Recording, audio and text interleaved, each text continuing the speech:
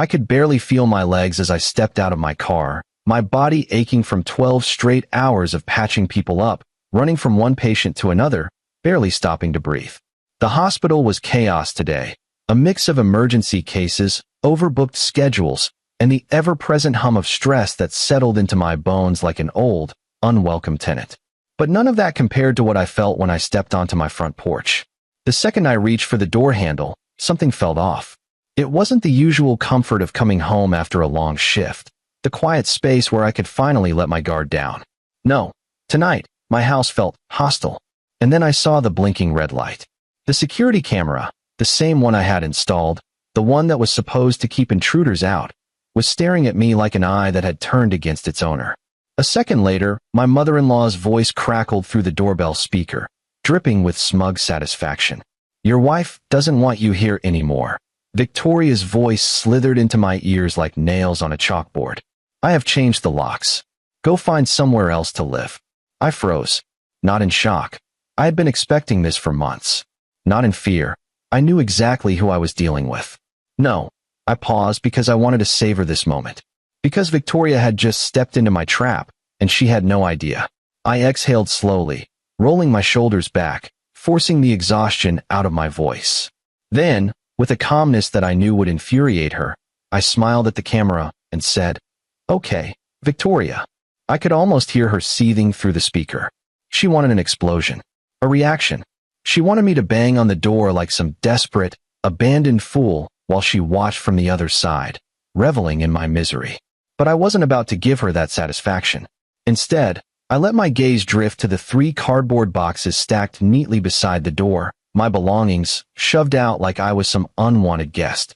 My clothes were spilling out of the top one, a wrinkled mess. My work shoes, the ones I left by the door every night, were tossed in without care, one of them missing a shoelace. Sloppy work, Victoria. I took a step closer and lightly kicked the side of the top box. A few items tumbled out. A framed picture of me and Olivia on our wedding day, the glass cracked right across my face. A cheap, deliberate move. Victoria wasn't just trying to kick me out. She was trying to erase me from my own life. And yet, she had no idea who she was dealing with. I leaned against the porch railing, crossing my arms, my gaze locked on the camera.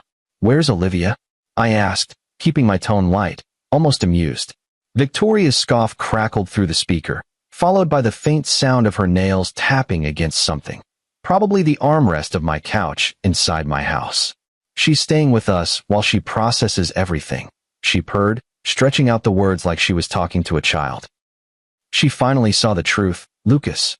This house belongs to our family, and you were never good enough for her. Or for it." Oh, there it was. Victoria had always loved playing queen of the castle, treating Olivia like her little princess who needed to be saved from my supposed unworthiness. From the very beginning, she had tried to break us. It started small, snide comments at family gatherings, backhanded compliments, little tests to see if I would snap. "Oh, you're a doctor? That's impressive, I suppose. But really, how will Olivia ever get the attention she deserves when you work such long hours? You should have seen her old boyfriends, Lucas. Such gentlemen. So devoted. It's a shame she had to settle." And then, when those little digs didn't work, she got bolder. She started planting seeds of doubt in Olivia's mind, twisting every small issue into a catastrophe. "Lucas works too much. Don't you ever feel lonely? A man should prioritize his wife over his career, sweetheart. Don't you think? Are you really happy, Olivia? Or do you just think you are?" I knew what she was doing, and I played along. Because if Victoria was predictable, she was also controllable. And tonight, she had just proven me right. I took out my phone, tapping the screen casually. "I'll just call Olivia," I said. "Oh, Lucas," Victoria sighed dramatically. "She's changed her number. Fresh start, and all that." I chuckled. That was bold, even for her. "Fresh start," I echoed, tilting my head. "You sure about that?" There was a pause, just a flicker of hesitation. Good. She didn't expect me to be this calm. She expected rage. Chaos. A messy confrontation. Instead, I let the silence stretch between us, letting her feel the weight of my patience. Then, I spoke again, my voice measured. "Victoria, I'm going to give you one chance to open this door and tell me what's really going on. Because right now, you're committing several crimes, and I don't think you want me to start listing them. Another pause. This time longer. Then, crimes, she scoffed, but her voice wasn't as strong as before. This is Olivia's house too. She can kick you out if she wants. I laughed, slow and deliberate. That's cute, I said. But here's the problem. You should have done your homework, Victoria. This house. It's mine. It was never in Olivia's name. Not even for a second. Silence. I could almost hear the gears turning in her head, the realization sinking in. She thought she had won. She thought she had just removed me from my own home, humiliated me, cast me aside like some disposable mistake. But instead, she had just trapped herself. I took another slow step forward, adjusting my grip on my phone. Would you like me to have my lawyer explain it to you? I asked, already scrolling through my contacts. Or would you rather I call the police first? Another beat of silence. Then, for the first time, uncertainty crept into Victoria's voice. David told me this was his house, she said, and for the first time, she didn't sound sure of herself. I smiled. Oh, Victoria, I murmured. You really should have checked the deed before pulling this stunt. And with that, I turned, walked back to my car, and dialed my next call. It was time to watch Victoria's empire crumble. I sat in my car, fingers drumming lightly against the steering wheel, watching my own house through the windshield. The porch light flickered above the front door, casting long shadows across the boxes of my belongings. A cruel little touch, really. Victoria wanted this to feel like an eviction, wanted me to see my life tossed outside like yesterday's garbage. She thought she had already won.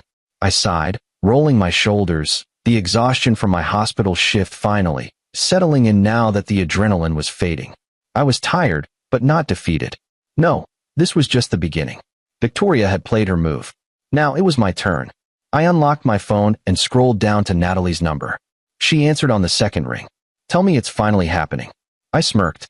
It's happening. A pause. Then a delighted chuckle.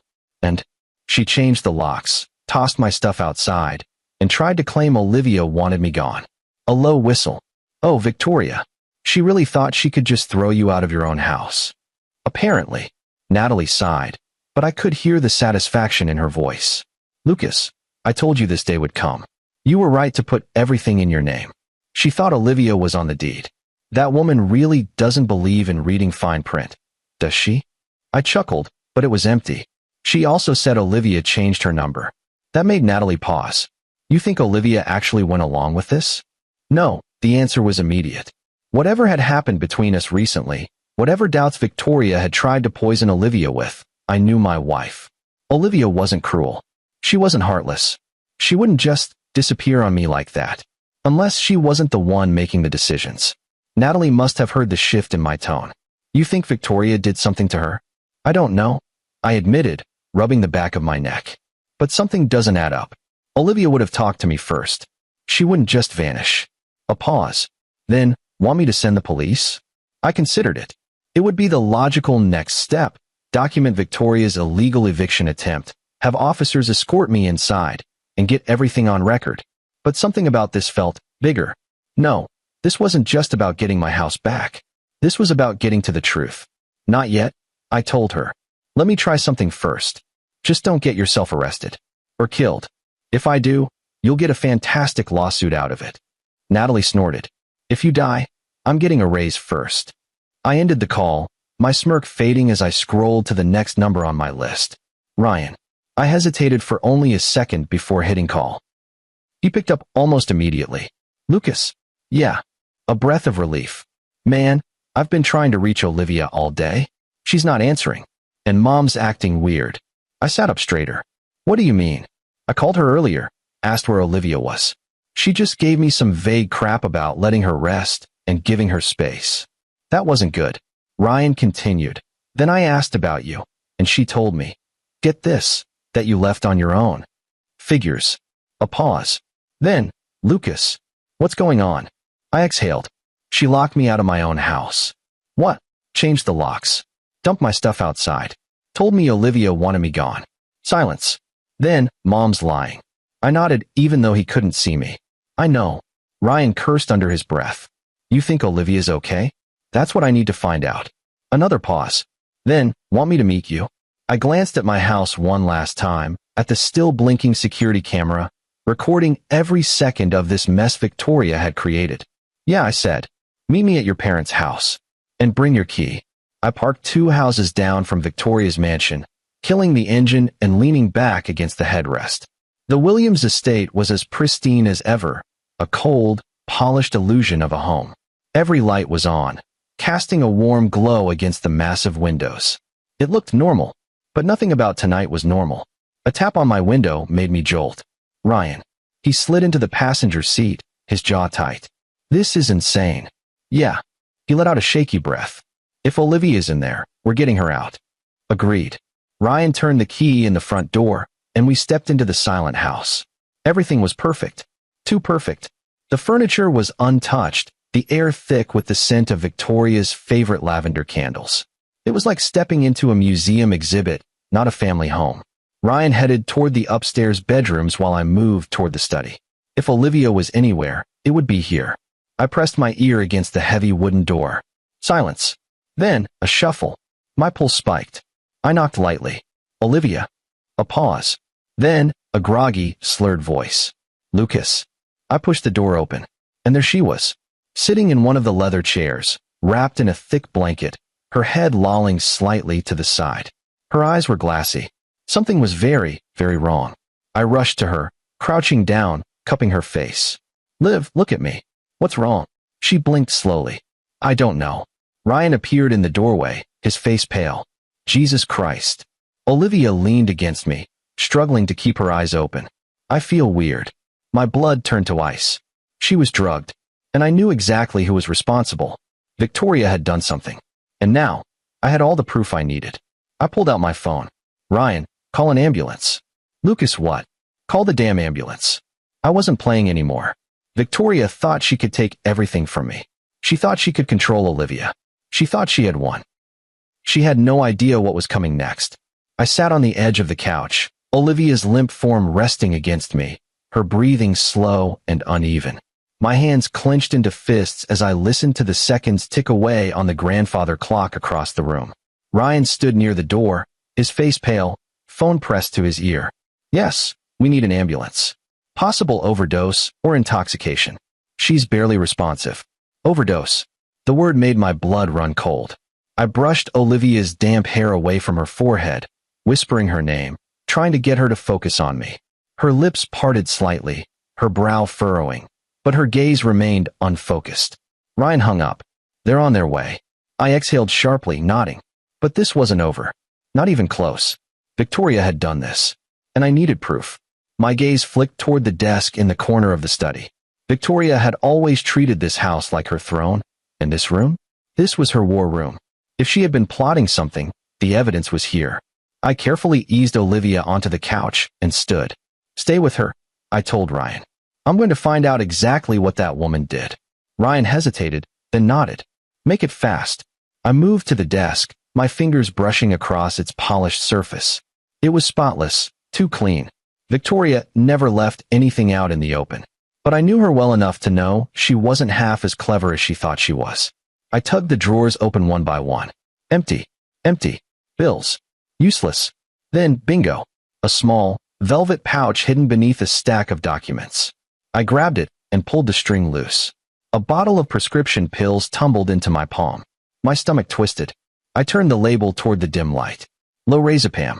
A powerful anti-anxiety medication. At high enough doses, it sedated. It confused. It made people compliant. Olivia had been drinking tea every night, hadn't she? I could still hear Victoria's voice. You work too hard, sweetheart. You need to relax. Let me make you some tea. It wasn't relaxation. It was control. The rage boiled so fast. I had to take a deep breath to keep my vision from blurring. I turned to Ryan, who was staring at me, his jaw tight. What the hell is that? I tossed the bottle onto the desk. Victoria's been drugging Olivia. Ryan paled. Jesus. That's why she's been so out of it lately. I thought she was just overwhelmed, but he trailed off, his expression hardening. She's been poisoning her. I nodded grimly. And now we have proof. The door creaked open, and for a second, my heart slammed against my ribs, expecting Victoria. Instead, Mark stepped in, his eyes darting between us. The paramedics are pulling in, he said. We need to move. I grabbed the bottle of pills and shoved them into my pocket. Let's go. The next 20 minutes were a blur of flashing lights, hushed medical jargon, and me gripping Olivia's hand as the paramedics checked her vitals. Her heart rate was slow, not dangerous, but concerning. One of the medics, a woman in her late 50s, gave me a pointed look. She's been on something. Any idea what? I pulled the bottle of lorazepam from my pocket and held it out to her. I think it's been slipped into her food or drinks for weeks. Her brows shot up, but she took the bottle without question. We'll do a full tox screen at the hospital. But if you're right, someone's been drugging her consistently. Someone. We both knew exactly who. Ryan and I followed behind as they wheeled Olivia out of the study and toward the ambulance. I was just about to step into the back when a voice cut through the night air. What the hell is going on? Victoria. She stood on the front steps, wrapped in a silk robe, her expression twisted into something between rage and faux concern. Her eyes flicked to Olivia, then to me. I didn't say a word. I just let her watch as the ambulance doors shut and the sirens wailed to life. Ryan stepped up beside me. You're done, Mom. Victoria's face barely twitched. But I saw it. That tiny flicker of uncertainty. I smiled. She knew she had lost. She just didn't know how badly yet. At the hospital, I paced the waiting room while Ryan called our lawyer. The fluorescent lights buzzed overhead, and the antiseptic smell clung to my skin, but I barely noticed. My mind was spinning. Olivia had been drugged for weeks. Victoria had done it on purpose. She had planned this, step by step, breaking Olivia down until she didn't know which way was up, making her easier to manipulate. But I had stopped it, and now, I was going to make sure Victoria never got another chance. The doors swung open, and Natalie stormed in, eyes blazing. Tell me everything. I did. I told her about the eviction stunt, the security camera footage, the bottle of pills. Natalie's lips pressed into a thin line. She's going to prison. I exhaled. That's the goal. Do you have proof of Olivia being drugged? I nodded toward the hallway. They're running tests now. Natalie tapped her phone. As soon as we have results, we move. Ryan ran a hand through his hair, his leg bouncing. This is insane. I knew Mom was controlling, but he shook his head. She actually poisoned her own daughter. I sat back in my chair, folding my arms. She thought she'd get away with it. And now? Natalie asked. I smiled. Now she won't. An hour later, the doctor came out, clipboard in hand. She's stable, he said. You were right about the medication. The levels in her system indicate long-term exposure. We'll keep her for observation, but she'll recover. Relief flooded me. Then, the doctor's next words solidified everything. Do you want to press charges? I stood. Yes. Natalie didn't even wait. She pulled out her phone, already dialing. Time to end this. Victoria thought she was untouchable. She thought she could steal my home, erase me from Olivia's life, and come out the other side unscathed. She thought she was in control, but she wasn't. And now, she was about to find out just how badly she had miscalculated. Because this wasn't just about Olivia anymore. This was about justice. And I was going to make damn sure she got exactly what she deserved. The hospital waiting room smelled like antiseptic and old coffee. A fluorescent light flickered in the corner, casting an annoying strobe across the linoleum floor. I sat in a stiff plastic chair, my elbows resting on my knees, fingers laced together as I tried to stay calm. Olivia was stable. That's what the doctor said. She'd been drugged, long-term exposure to lorazepam, but she would recover with time. That should have brought me relief. It didn't. Because Olivia had been missing from her own life for weeks, trapped under Victoria's thumb, and the one question that gnawed at me wasn't what Victoria had done, it was why. I glanced up as Ryan paced in front of me, his hands clenched at his sides. She's not picking up. He lowered his phone, scowling. Mom knows. She's panicking. I exhaled through my nose. She should be. Ryan dropped into the chair next to me, rubbing his temples. I don't get it. Mom's always been controlling. Yeah, but this? Drugging Olivia? Kicking you out? What's her endgame? I had a theory. A dark, ugly one. But before I could say it out loud, Natalie walked in, her expression tight. She didn't bother with pleasantries. Victoria's lawyer just contacted me. My eyebrows shot up. She lawyered up already? Natalie crossed her arms. She knows the police will be knocking soon. She's trying to get ahead of it. I tilted my head. And what's the spin? Natalie's lips curled in disgust. She's claiming Olivia's decision to separate from you was entirely her own. That Olivia moved out willingly. That you're just making accusations out of bitterness and can't accept the divorce. Ryan snorted. Divorce? Olivia never filed for divorce. Natalie nodded. Exactly. Which means Victoria is trying to cover her tracks. She's setting up a defense in case this goes to trial. My jaw tightened. Which means she's not planning to run. She thinks she can still win. Ryan exhaled sharply. Mom doesn't back down unless she's cornered. Then it's time to corner her. I stood, my exhaustion momentarily forgotten. We need to know exactly what she's been telling Olivia. We need her medical records. Her phone logs. And I need to know what the hell she's been planning behind the scenes. Natalie nodded. I'll get subpoenas for Olivia's medical records and phone records. But we need more leverage. Ryan straightened. Mom's office. I turned to him. What? He swallowed. She keeps everything in her home office. Documents, files, everything. She doesn't trust digital records. If there's proof she's been manipulating Olivia, it's in there. My pulse kicked up. You can get us in? Ryan hesitated. Then he nodded. Yeah, I know where she keeps the spare key. I grabbed my jacket. Then let's go. The Williams estate sat at the end of a long driveway, lined with towering oak trees that swayed under the night sky. The house itself was a fortress of wealth. Pristine, polished, with floor-to-ceiling windows that looked more like a high-end hotel than a family home. But inside those walls was a cage Olivia had been trapped in for weeks. Ryan parked 2 houses down, killing the engine. We sat in silence for a moment, staring at the darkened windows.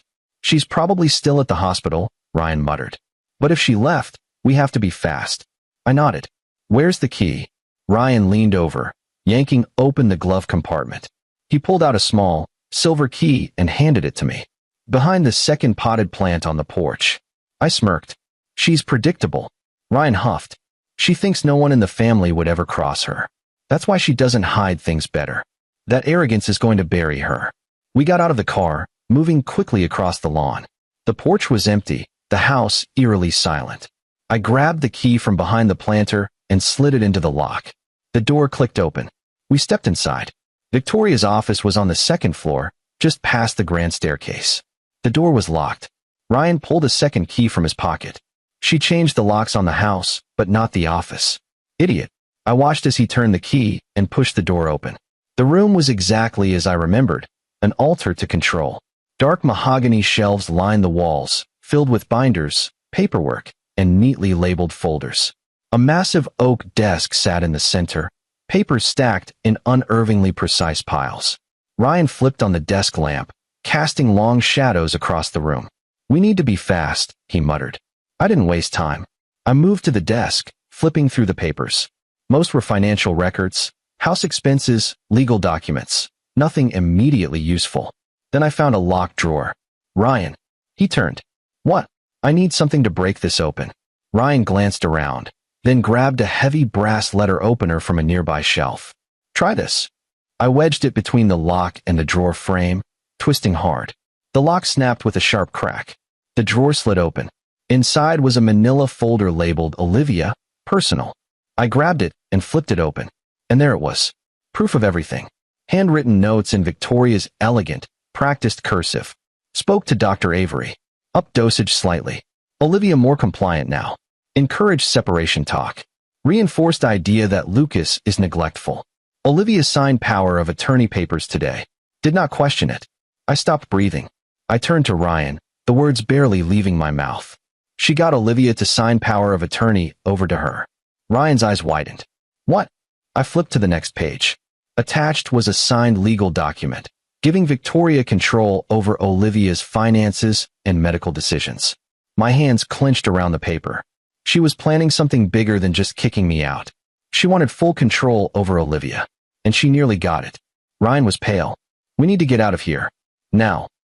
I nodded, stuffing the papers into my jacket. We turned for the door, and came face to face with Victoria. She stood in the doorway, arms crossed, her eyes blazing. I was wondering when you'd show up. I exhaled slowly, slipping the folder deeper into my pocket. You should have left when you had the chance, Victoria. She smirked, but I could see the tension in her shoulders. I have nothing to hide. Really. I pulled the folder halfway out of my pocket, just enough for her to see it. Because this looks an awful lot like fraud and medical coercion. Her face paled just slightly. You have no right to be in my home. And you have no right to be in Olivia's life. Ryan stepped forward. Mom, you're done. You drugged Olivia. You tried to erase Lucas. And now we have proof. For the first time, she faltered. I smiled. You always thought you were the smartest person in the room, didn't you? But you made one mistake. Her voice was sharp. And what's that? I took a step closer, lowering my voice to a deadly whisper. You underestimated me. Her lips parted slightly, her throat bobbing as she swallowed. I turned to Ryan. Let's go. We walked past her without another word. Because the next time I saw Victoria, she'd be in handcuffs. I didn't look back as Ryan and I walked out of Victoria's house. There was no need. I knew what I would see. Victoria standing in her own doorway, frozen in place, her lips pressed into a tight line, her mind spinning as she tried to find a way out of the trap she had set for herself. She had spent years perfecting the art of control, twisting, manipulating, orchestrating situations to her advantage, treating the people in her life like pieces on a chessboard. But this time, she had lost. Ryan didn't speak as we climbed into the car. He started the engine, his hands gripping the wheel tightly, his jaw clenched like he was trying to hold back an explosion of emotions. I pulled the folder of evidence from my jacket and flipped through the papers again, my fingers tracing over Victoria's meticulous handwriting. Every note, every calculated lie, every deliberate step she had taken to break Olivia down and mold her into something weaker, something more controllable. Encouraged separation talk. Reinforced idea that Lucas is neglectful. Olivia signed power of attorney papers today. Did not question it. Increased dosage slightly, enough to keep her compliant. I exhaled sharply, my fingers tightening around the paper. Ryan's voice finally broke the silence. I knew she was controlling Lucas. But this? Drugging her own daughter? He shook his head, his voice laced with disbelief. What the hell was her endgame? I looked out the window, the city lights flickering past in the distance. She wanted Olivia to be dependent on her, to believe she couldn't function without her. Ryan scoffed. Why? She already controlled everything Olivia did.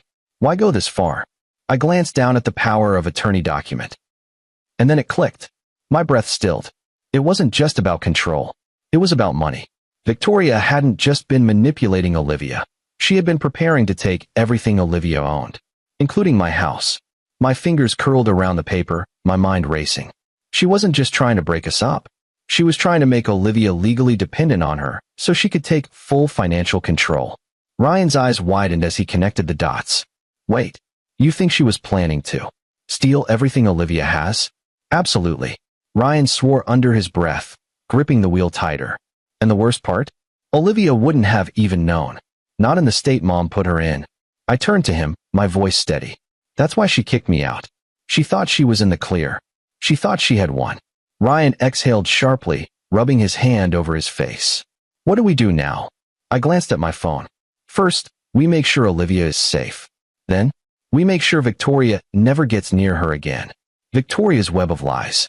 By the time we arrived at the hospital, Olivia had been moved to a private room. The nurses had cleaned her up, given her fluids, and monitored her vitals. The color had returned to her cheeks, but her expression was still distant, like she was trying to piece together where she was. I sat beside her, taking her hand gently. Olivia, I whispered. Her eyelids fluttered open, and for a second, she just blinked at me, confusion flickering across her face. Then, recognition dawned, and she let out a small, shaky breath. Lucas. Her voice was hoarse. What happened? I squeezed her hand. You were drugged, Liv. For weeks. It was Victoria. Her brows furrowed, her lips parting slightly like she wanted to protest. Then, I saw the exact moment the memories hit her. The way she stiffened. The way her fingers clenched against the sheets. Her breath quickened. The tea, she whispered, her eyes wide. She always made me tea. I nodded. She laced it with lorazepam. A small, broken sound escaped her lips. I thought I was just exhausted. That maybe I was overthinking things. She kept telling me I was imagining it. I exhaled, leaning closer. She made you believe you were losing control, Liv. Because she needed you to doubt yourself. Tears welled in her eyes. And you were right in front of me, and I cupped her face gently. This isn't your fault. She let out a shaky breath, her fingers tightening around mine. I let her get in my head. No, I corrected. She forced her way in. A tear slipped down her cheek, and I wiped it away with my thumb. She wanted to separate us, Olivia, because she needed full control over you. Her gaze flicked to the papers on the table, and when she spotted her own signature on the power of attorney document, her entire body tensed. Oh my God, her breath hitched. I don't remember signing that. She made sure you wouldn't. Her fingers trembled as she touched the document, her gaze flicking back to me.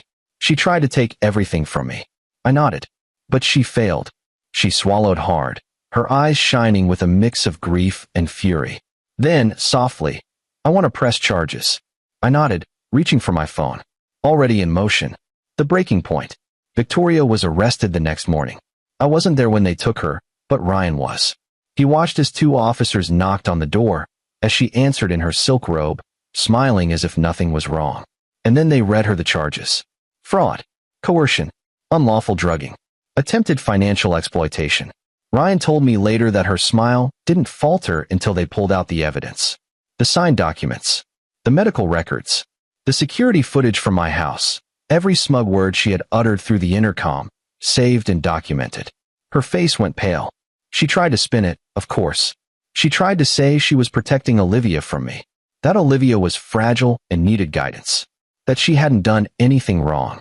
But none of it mattered, because the moment Olivia herself gave a statement, the moment she told the officers that she had no memory of signing the documents Victoria had used to try to seize control of her life, it was over. Victoria was let out of her house in handcuffs. Ryan told me she didn't say a word. For the first time in her life, Victoria Williams had lost control, and I made sure she would never get it back. Moving forward, the weeks that followed were a blur of legal proceedings, therapy, and healing. Olivia stayed in the hospital for a few days, slowly detoxing from the medication Victoria had slipped into her system. She had moments of guilt, moments where she wondered how she hadn't seen it sooner. I reminded her, Victoria was a master manipulator, and even the strongest people fall prey to someone like her. We sold the house, the one she had tried to steal from me. We moved somewhere new, somewhere quiet, somewhere Victoria would never be able to touch.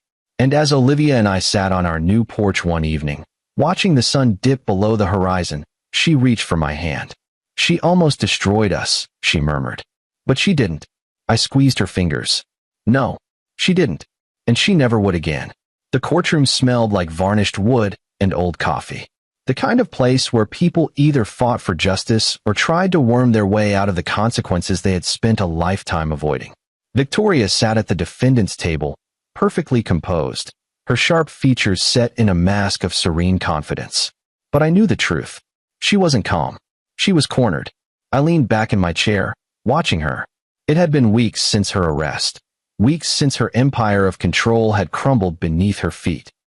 Yet she still carried herself like she was untouchable, as if none of this mattered, as if the judge and the lawyers and the witnesses were just minor inconveniences in her perfect little world.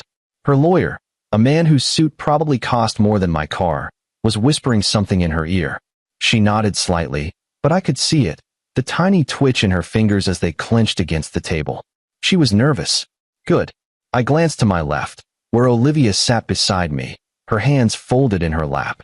She looked stronger today, less fragile, less like the woman Victoria had tried to break, and more like the woman I had fallen in love with, determined, resilient, fierce.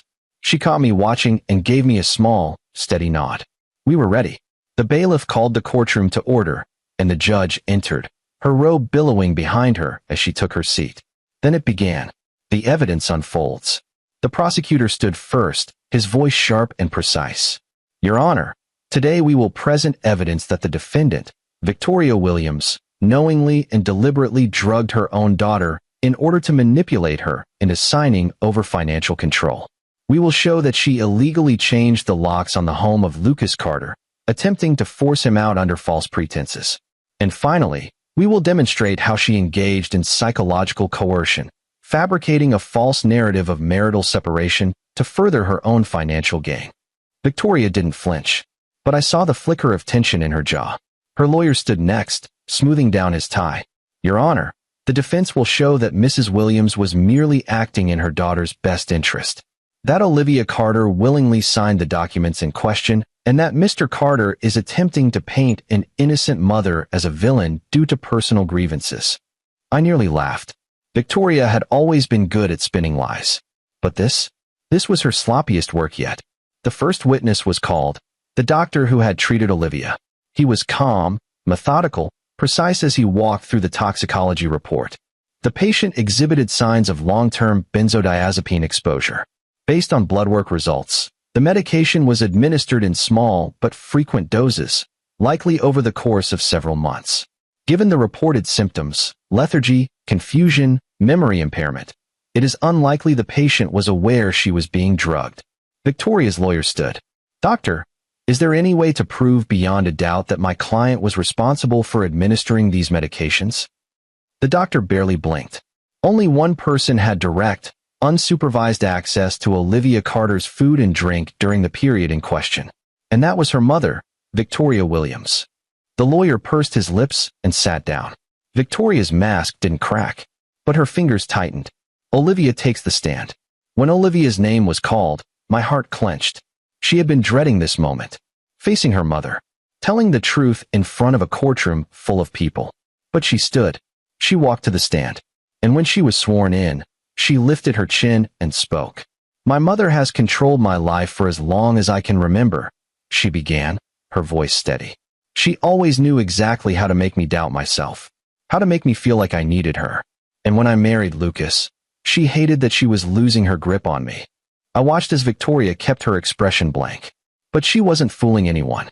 "At first, it was just words," Olivia continued, "telling me Lucas was too busy for me, that he didn't really love me, that I deserved someone who paid more attention. She planted those thoughts in my head until I didn't know what was real anymore." She exhaled, and then she started giving me tea. Every night. She told me it would help me relax, that it would help me sleep. But the more I drank it, the more confused I became. The more I felt like I was floating through my own life, disconnected from everything. And through all of it, she kept telling me that Lucas was the problem, that I needed to leave him. She swallowed hard. I didn't know I was being drugged, but I know now, and I know that she did it on purpose. The prosecutor gave her a moment before asking, "Did you willingly sign over power of attorney to your mother?" Olivia shook her head, her expression darkening. "No, I don't even remember signing it." That was it. That was the moment. The moment Victoria realized she had no way out. The moment the final thread of her carefully woven web snapped. Her own daughter had just testified against her, and the whole courtroom saw it. The verdict. Victoria's lawyer tried to fight back. He questioned Olivia's memory. He argued that the evidence was circumstantial. He tried to make me out to be some vindictive husband trying to punish his mother-in-law. But it was useless. The medical records, the documents she forged, the security footage of her changing the locks on my house. It was all there. And when the jury returned, it took them less than 2 hours. Guilty, on all counts. Victoria's mask finally cracked. Her lips parted slightly, her eyes darting to the judge as if she could somehow convince them to change their minds. But she couldn't. The judge's voice was firm. "Victoria Williams, you have been found guilty of multiple counts of fraud, unlawful administration of a controlled substance, and coercion. You are hereby sentenced to 15 years in federal prison." 15 years. Victoria let out a slow breath, her fingers gripping the edge of the table. But there was nothing she could do. The bailiff stepped forward, handcuffs glinting under the courtroom lights. And for the first time in her life, Victoria had no control. Aftermath. I didn't watch as they led her away. I didn't need to. Instead, I turned to Olivia. She looked tired, but relieved, like a weight she had carried for her entire life had finally been lifted. She turned to me, exhaling softly. "It's over." I nodded. "Yeah, it is." We walked out of the courthouse together, hand in hand. Victoria had spent years trying to control us, manipulate us, tear us apart. But in the end, she had only proven how strong we were together. And as we stepped into the sunlight, Olivia squeezed my hand. The day after the verdict, I woke up in a house that finally felt like a home again. For the first time in months, I wasn't on edge, waiting for the next bomb to drop, the next manipulation to twist Olivia against me, the next mind game Victoria had crafted from the shadows. She was gone, out of our lives. 15 years. A decade and a half of watching the world move on without her. And yet, I knew it wasn't truly over. Not yet. Because damage like Victoria's didn't just disappear overnight. It lingered.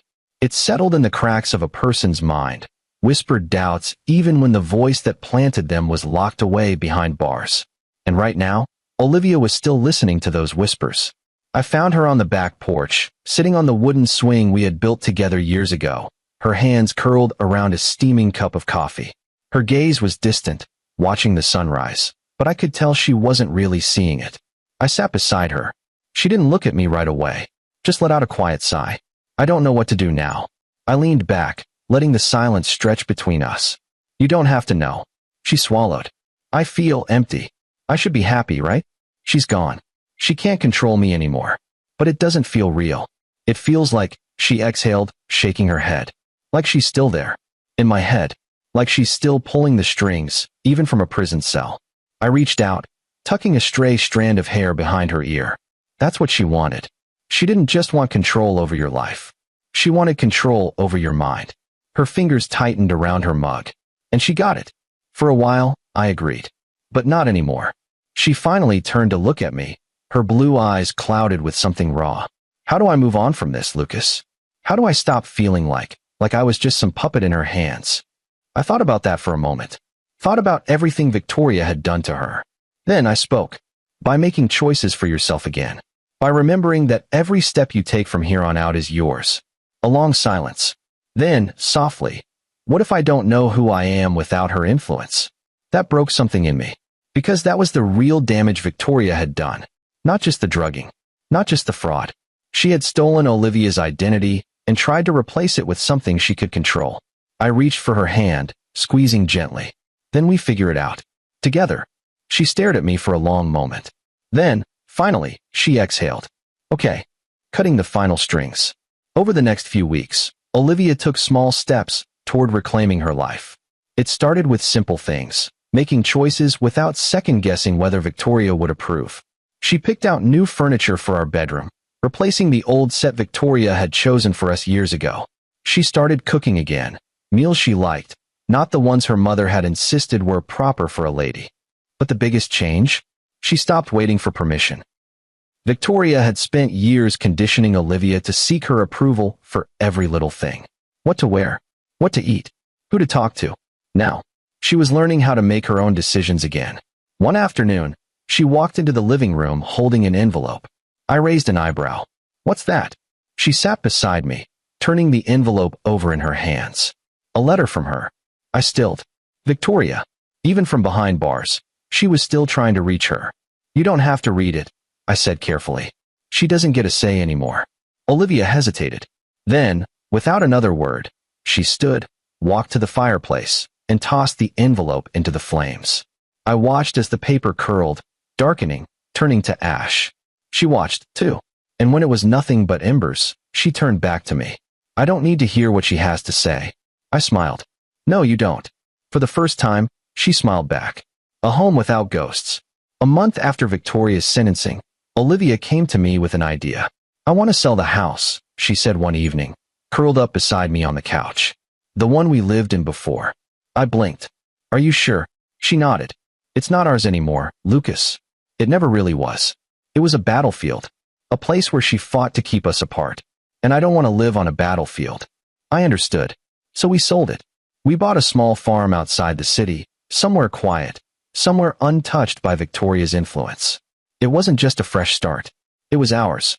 One night, after we had moved in, Olivia and I sat on the porch, watching the sky darken, the stars blinking into existence one by one. She leaned her head on my shoulder. Do you think she's still angry? I smirked. Oh, she's furious. She chuckled softly, shaking her head. Good. Then, after a long pause, she whispered, I feel free. I wrapped an arm around her, pressing a kiss to her hair. You are. Because Victoria had spent years trying to keep Olivia caged.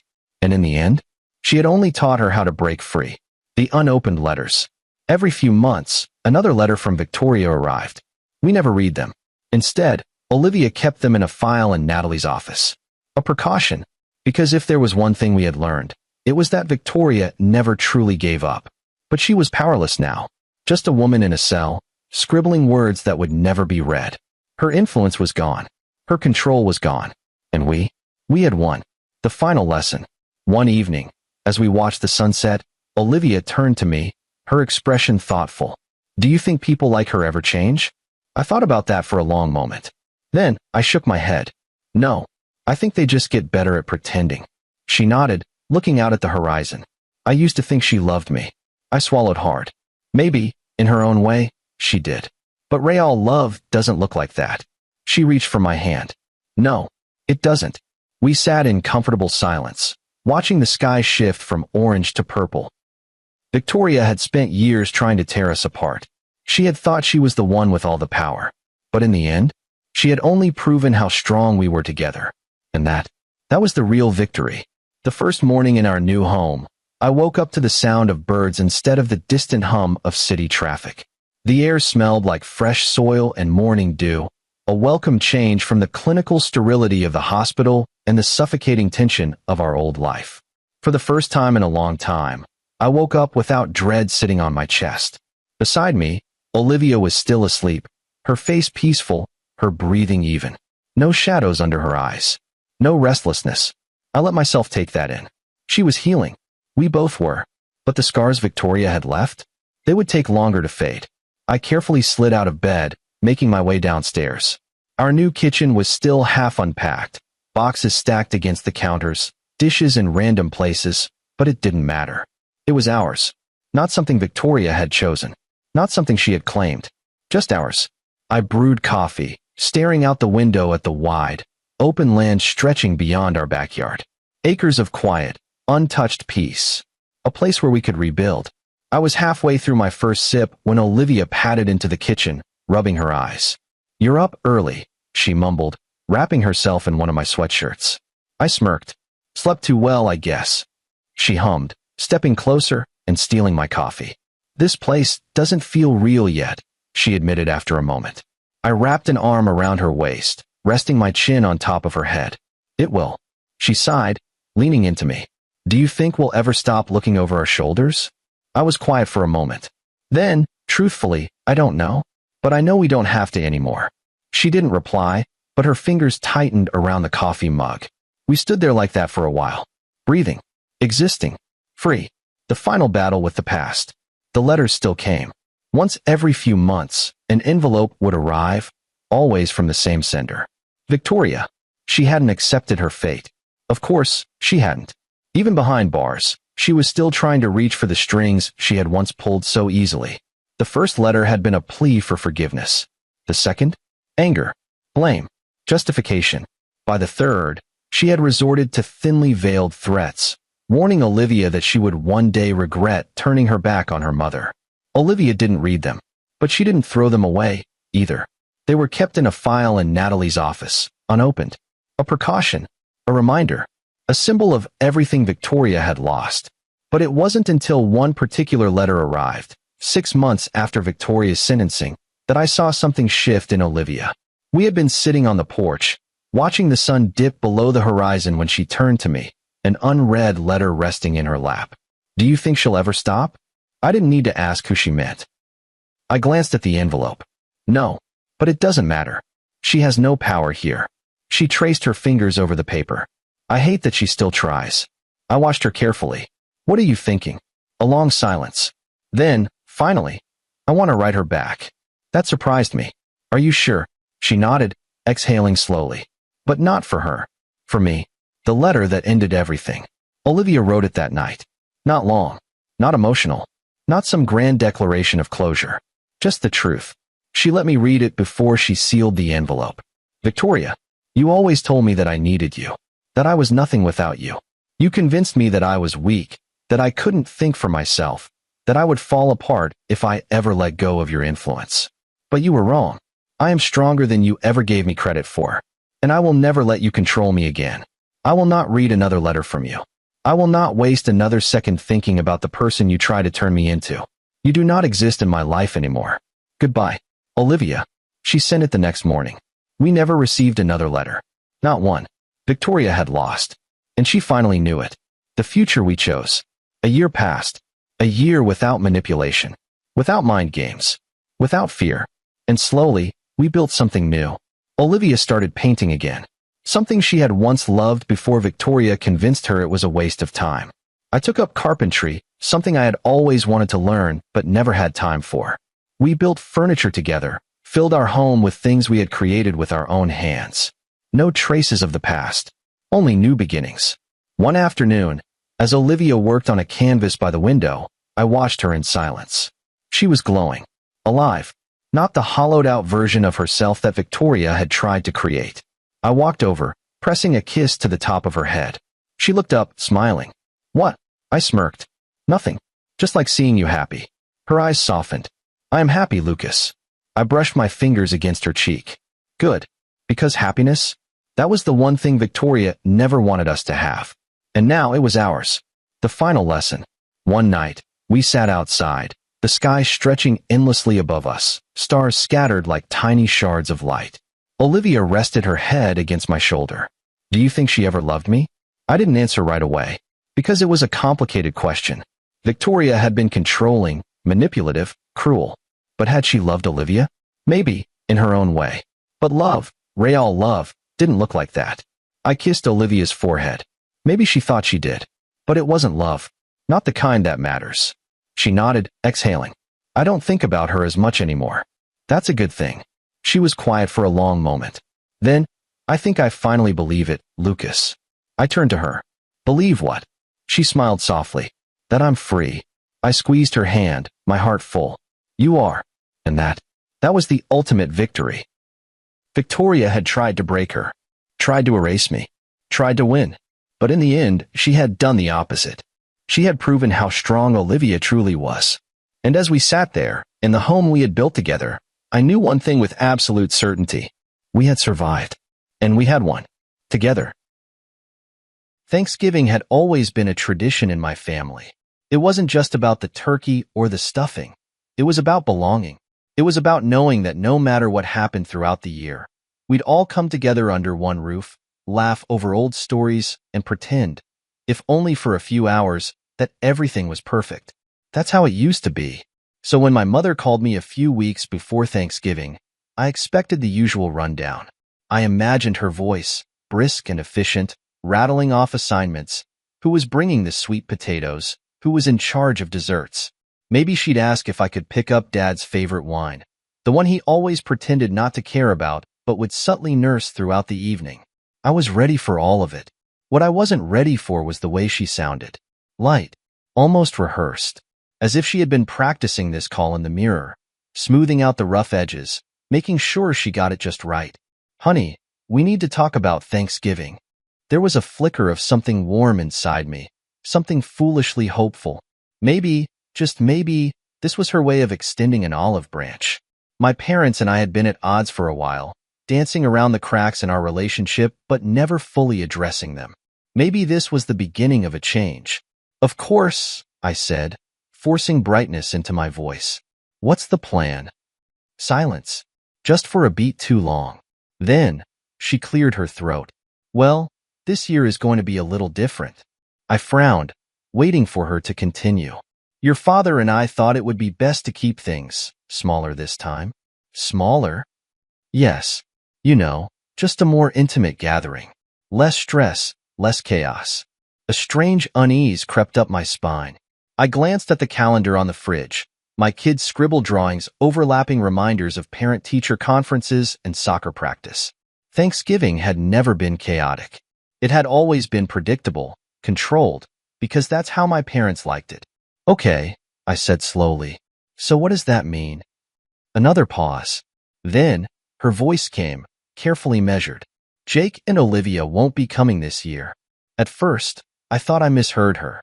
"Wait, what?" "It's just, with everything going on, we thought it would be better to keep the guest list limited." Everything going on? I almost laughed at the absurdity of it. Jake was 10. Olivia was 7. They weren't guests. They were family. "Mom, what are you talking about?" "It's Thanksgiving. They've been there every year." "I know, honey, but things are different now. We just want a peaceful holiday." "A peaceful holiday," I repeated, my voice flat. And then, just as I was trying to process that blow, she twisted the knife. "Vanessa will be there." I felt my jaw tighten. Vanessa. Yes. And her husband. And his children. I actually pulled the phone away from my ear, staring at it as if it had betrayed me. Maybe I had stepped into some alternate reality. Maybe this was a joke, some elaborate prank meant to test my patience. But my mother's silence told me it wasn't. Let me get this straight, I said, my voice eerily calm. You have room for Vanessa. You have room for her new husband and his kids. But not for my children? Oh, don't make this into something dramatic, she sighed, the irritation creeping into her tone. It's just easier this way. Easier for who? For everyone, she insisted. We just want things to be smooth. No tension, no awkwardness. No tension, no awkwardness. Translation. No me. No my kids. I ran a hand down my face, forcing myself to breathe. So let me get this straight, I said again, this time slower, making sure every word landed. You're telling me that my children, your grandchildren, aren't welcome at your Thanksgiving table. But Vanessa's stepkids, who you've known for what, 2 years? They are. They're part of the family now, too, my mother said, as if that somehow justified it. And my kids aren't? That's not what I'm saying. It's exactly what you're saying. Silence. I don't understand why you're getting so worked up over this, she said finally, exasperation thick in her voice. It's just one holiday. I let out a short, humorless laugh. No, Mom. It's not just one holiday. It's a choice. And you made yours. Oh, for heaven's sake, she muttered. I'm not going to argue about this. If you don't want to come, that's your decision. No, I said, gripping the phone tighter. You already made the decision for me. And just like that, the conversation was over. She hung up first, but it didn't matter. The damage was already done. I stood there for a long time, staring at the phone in my hand, feeling something heavy settle in my chest. My parents had made it clear where their loyalties lay. And for the first time in my life, I realized I didn't have a place at their table anymore. Neither did my kids. But maybe, just maybe, that was their loss. It wasn't just about Thanksgiving. That was the moment of clarity, the final slap in the face. But the truth was, this had been brewing for years. I sat in the dim glow of my living room, phone still in my hand, replaying my mother's words over and over. It's just one holiday. But that wasn't true, was it? This wasn't just about a single dinner or a guest list. It was about something bigger, something that had been in front of me all along, but I had been too blind or too hopeful to acknowledge. Vanessa had always been their favorite. Even when we were married, it was clear my parents adored her. It had been flattering, at first.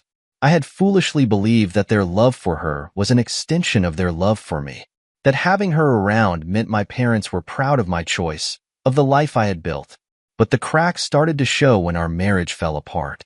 She was the one who left. She was the one who decided that our vows, our history, our children, our family, weren't enough for her. And yet, somehow, in my parents' eyes, I had been the one to disrupt the peace. I had seen it in the little things. The way they still invited her over for coffee long after the divorce. The way they downplayed the pain I had gone through. The nights I spent staring at the ceiling, wondering how I was going to raise 2 kids alone.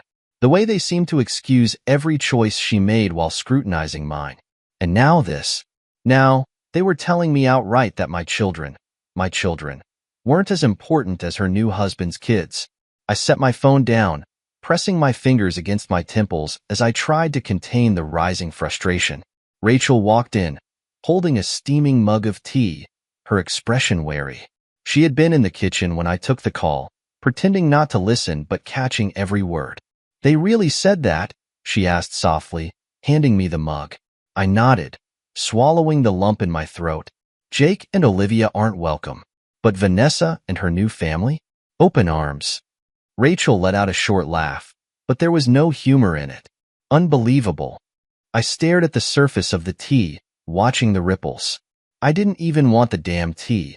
I just wanted something to hold, something to ground me. It's not just about Thanksgiving, I muttered, mostly to myself. Rachel sat beside me, tucking her legs under her. I know. I ran a hand down my face. They barely come to Jake's soccer games. They miss Olivia's school performances. But they're always at Vanessa's stepkids events. And every time I bring it up, I'm overreacting. Rachel reached for my hand, her fingers warm against mine. You're not overreacting. I exhaled slowly. I just don't get it. I'm their son. Those are their grandkids. Why do they treat us like an afterthought? Rachel hesitated before answering, choosing her words carefully. Maybe they just don't want to admit they picked sides a long time ago. I frowned. What do you mean? She sighed, tucking a strand of hair behind her ear. I think, in their minds, if they acknowledge how unfair they've been to you, then they have to face the fact that they've been wrong this whole time. And some people, especially parents, hate admitting when they've screwed up. I wanted to argue, to find some logical explanation for all of this, but the truth settled in my chest like a weight. Rachel was right. My parents had made their choice a long time ago. I just hadn't wanted to see it. So what are you going to do? She asked. I let out a slow breath. I don't know, but I know what I'm not going to do. Rachel tilted her head. Which is? I'm not going to pretend this is okay anymore. Because that was the thing, wasn't it? For years, I had swallowed the frustration, made excuses for them, played the part of the dutiful son, hoping they would come around. But they weren't going to. They had made their priorities clear. And I was done trying to earn a place at their table. I glanced at the clock.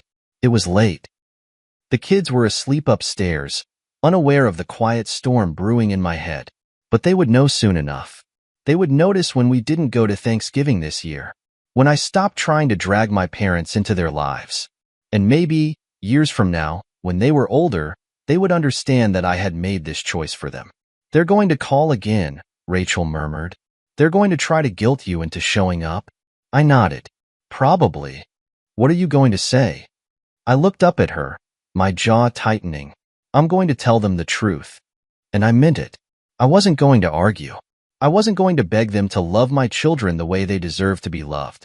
I was just going to state the facts, plain and simple. If my kids aren't welcome, then neither am I. And if that meant losing my parents, then so be it. Because I wasn't going to let my kids grow up feeling like second-class family members. They deserved better. And for the first time in a long time, I was ready to give it to them. For years, I had been the dependable son. The one who answered their calls at all hours. The one who showed up when the gutters needed cleaning, when the air conditioning broke in the middle of summer, when Dad's car wouldn't start. I had been the one they leaned on when my younger brother, Adam, was too busy or too indifferent to be bothered. I had always been there, even when they weren't there for me. Not anymore. I let their calls go to voicemail. The first few were expected. My mother, using her usual soft yet condescending tone, telling me I was being unreasonable. My father, ever the diplomat, trying to smooth things over by not really addressing anything at all. Son, you know how your mother gets. Just let it go. Come to Thanksgiving. It's tradition. Tradition. I stared at the phone, the word echoing in my mind. What did that even mean anymore? It had been tradition for my kids to be there, sitting at that long wooden table, eating too much mashed potatoes and laughing at Grandpa's terrible jokes. It had been tradition for them to run around the backyard with their cousins after dinner, for Olivia to sit on Grandma's lap while she dozed off in front of the football game. But apparently, some traditions could be broken when it was convenient. I deleted the voicemail without listening to the rest. Rachel noticed, of course. She always did. You're really not going to answer them? She asked one night as we sat on the couch, the TV on but neither of us really watching it. No. She studied me for a moment before nodding. Good. That was the thing about Rachel. She didn't try to tell me to make peace or be the bigger person. She didn't tell me to forgive them for my own sake. She just got it. It didn't mean the silence didn't bother me. It did. More than I wanted to admit. The first week, it felt unnatural. Like I was walking around with a missing limb, constantly reaching for something that wasn't there. I kept expecting my phone to ring. Kept expecting my father's voice, calm and even, telling me to be rational. My mother's, guilt-ridden but never apologetic, trying to lure me back in. By the second week, the weight started to shift. The absence of their voices became lighter, quieter. I didn't flinch when my phone buzzed. I didn't check my messages. expecting another attempt to pull me back in. I started to feel free. And then, Thanksgiving arrived. We weren't at my parents' house, surrounded by forced smiles and underlying tension. We weren't pretending everything was fine, sitting across from Vanessa and her picture-perfect new family. We were at home. Rachel cooked, nothing fancy, just enough to make it feel special. The kids helped, their small hands making a mess of the dough for the dinner rolls, their laughter filling every empty space in the house. Jake set the table, placing mismatched plates carefully in front of each seat. Olivia made decorations, drawing turkeys and pumpkins on construction paper, taping them to the walls. It wasn't perfect, it wasn't elaborate, but it was ours. Dad, can we do this every year? Jake asked as he piled his plate with food. I looked at him, at the pure, simple joy on his face. He wasn't missing anything. He wasn't thinking about where we should have been. He was just happy to be here, with me. I smiled. Yeah, buddy. We can. For the first time in years, Thanksgiving felt right. No tension. No favoritism. No walking on eggshells, waiting for the inevitable moment when my parents said something dismissive or hurtful. It was just us. 3 days later, the peace shattered with one phone call. Adam, Mom and Dad are freaking out. What the hell did you do? I let out a short laugh, shaking my head. I didn't do anything, Adam. I just didn't show up. Yeah, well, they're acting like you burned the house down. Of course they were. My absence wasn't just an empty chair at the table. It was a statement. One they didn't like. They're saying you cut them off completely, Adam continued. I scoffed. They cut me off first. Look, man, I get why you're mad, but is this really worth it? That was the question, wasn't it? Was it worth it? The distance, the severed ties, the uncertainty of what came next? I thought about Jake and Olivia, laughing in our kitchen, unbothered by what they didn't even know they had lost. I thought about the years of being sidelined, dismissed, treated like an afterthought in my own family. Yeah, I said, my voice steady. It's worth it. Adam sighed. You're really not going to try to fix this? There's nothing to fix. So that's it? You're just done with them? I hesitated. Was I? I didn't know. Maybe this was temporary. Maybe they would come around. Or maybe I would cave. But at that moment, standing in my quiet living room, phone pressed to my ear, I knew one thing for sure. I wasn't going to be the one to fix it. Not this time. If they want to talk, they can call me. And not to guilt me, not to gaslight me, not to pretend they did nothing wrong. If they want to actually talk, I'll listen. Adam was silent for a long moment. Okay, he said finally, but don't expect that call anytime soon. I let out a breath. Yeah, I know. And I was okay with that. For the first time, I really truly was. A week before Thanksgiving, my phone rang again. I almost didn't answer. By then, I had gotten used to letting their calls go straight to voicemail, used to the peace that came with silence. But something about this time, maybe curiosity, maybe some lingering sense of obligation, made me pick up. I really hope you'll reconsider, my mother started, skipping the pleasantries altogether. No hello, no how are the kids, just straight to business. Her voice was smooth, practiced, like she had been rehearsing this speech all morning. I leaned against the kitchen counter, rubbing the bridge of my nose. We've been over this, Mom. I know, she said, her tone softening. I just think we shouldn't let one disagreement ruin the holiday. I almost laughed. One disagreement? This wasn't just about Thanksgiving, and we both knew it. But before I could say that, she kept talking. By the way, she added, her voice casual, like she was tossing out an afterthought. Did you cancel the credit card? I froze. The kitchen suddenly felt too quiet, the hum of the fridge louder than it should have been. What credit card? I asked slowly, even though I already had a sinking feeling I knew the answer. A pause. Then, she cleared her throat. The one your father and I have been using. I stood up straighter. What? For essentials, she said quickly. My grip tightened on the phone. Mom, what are you talking about? What credit card? She hesitated. The one you gave us a while back. Something sharp and cold settled in my stomach. You mean my credit card? The one I added you to temporarily when Dad was in the hospital? Another pause. Longer this time. Then, in a clipped tone, yes. I felt like I had been sucker punched. That had been years ago. Back when my father had his health scare. When I had been so worried about them being able to afford medical expenses that I added them to one of my cards. I had meant for it to be temporary, just until Dad got better, just to help. I had forgotten about it completely, but they hadn't. They had been using it this whole time. I turned, pacing the length of the kitchen, my pulse thudding in my ears. How long have you been using it? It's not a big deal. How long? I snapped. Silence. Then, finally, since you gave it to us. I let out a slow, measured breath. My hands were shaking, but not from shock, from anger. And you didn't think to mention that at any point? We didn't think it was a problem, she said quickly. We assumed you knew. It's not like we've been reckless, just the occasional grocery run. A few things for the house. I walked over to my laptop and pulled up my banking app. What I saw made my blood run cold. It wasn't just groceries. It wasn't just a few things for the house. There were hundreds of transactions. Fancy restaurants, online shopping, hotel stays. My own parents had been stealing from me for years. You assumed I knew? I repeated, my voice dangerously low. It's not like you've ever needed the money, she said, as if that justified it. I let out a sharp, humorless laugh. So because I didn't struggle, you figured you were entitled to my bank account? Don't be dramatic, she scoffed. It's just money. Just money. Funny how it was always just money, when it wasn't theirs. Well, you don't have to worry about it anymore, I said, my voice cold. Because I just canceled the card. The change in her tone was immediate. You what? I canceled it, I repeated. You won't be using my money anymore. Her breath hitched. But nothing, Mom.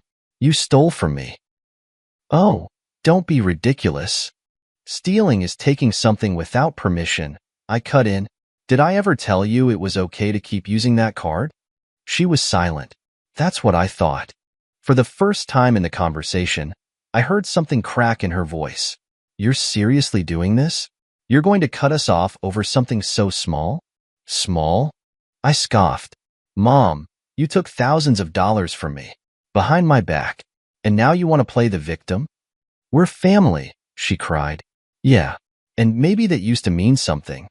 Silence. A long, heavy silence. Then, in a voice that was colder than I had ever heard from her, you'll regret this. I let out a slow exhale, gripping the phone tightly. No, Mom, I won't. Then, for the second time that month, I hung up on my mother.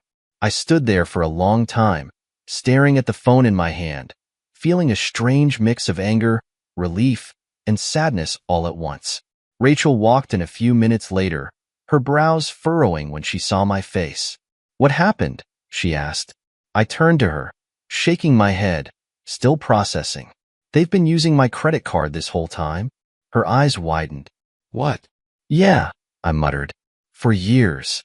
She inhaled sharply. Please tell me you canceled it. Immediately. Rachel let out a low whistle, shaking her head. Wow. And I'm guessing they didn't take it well? I let out a humorless laugh.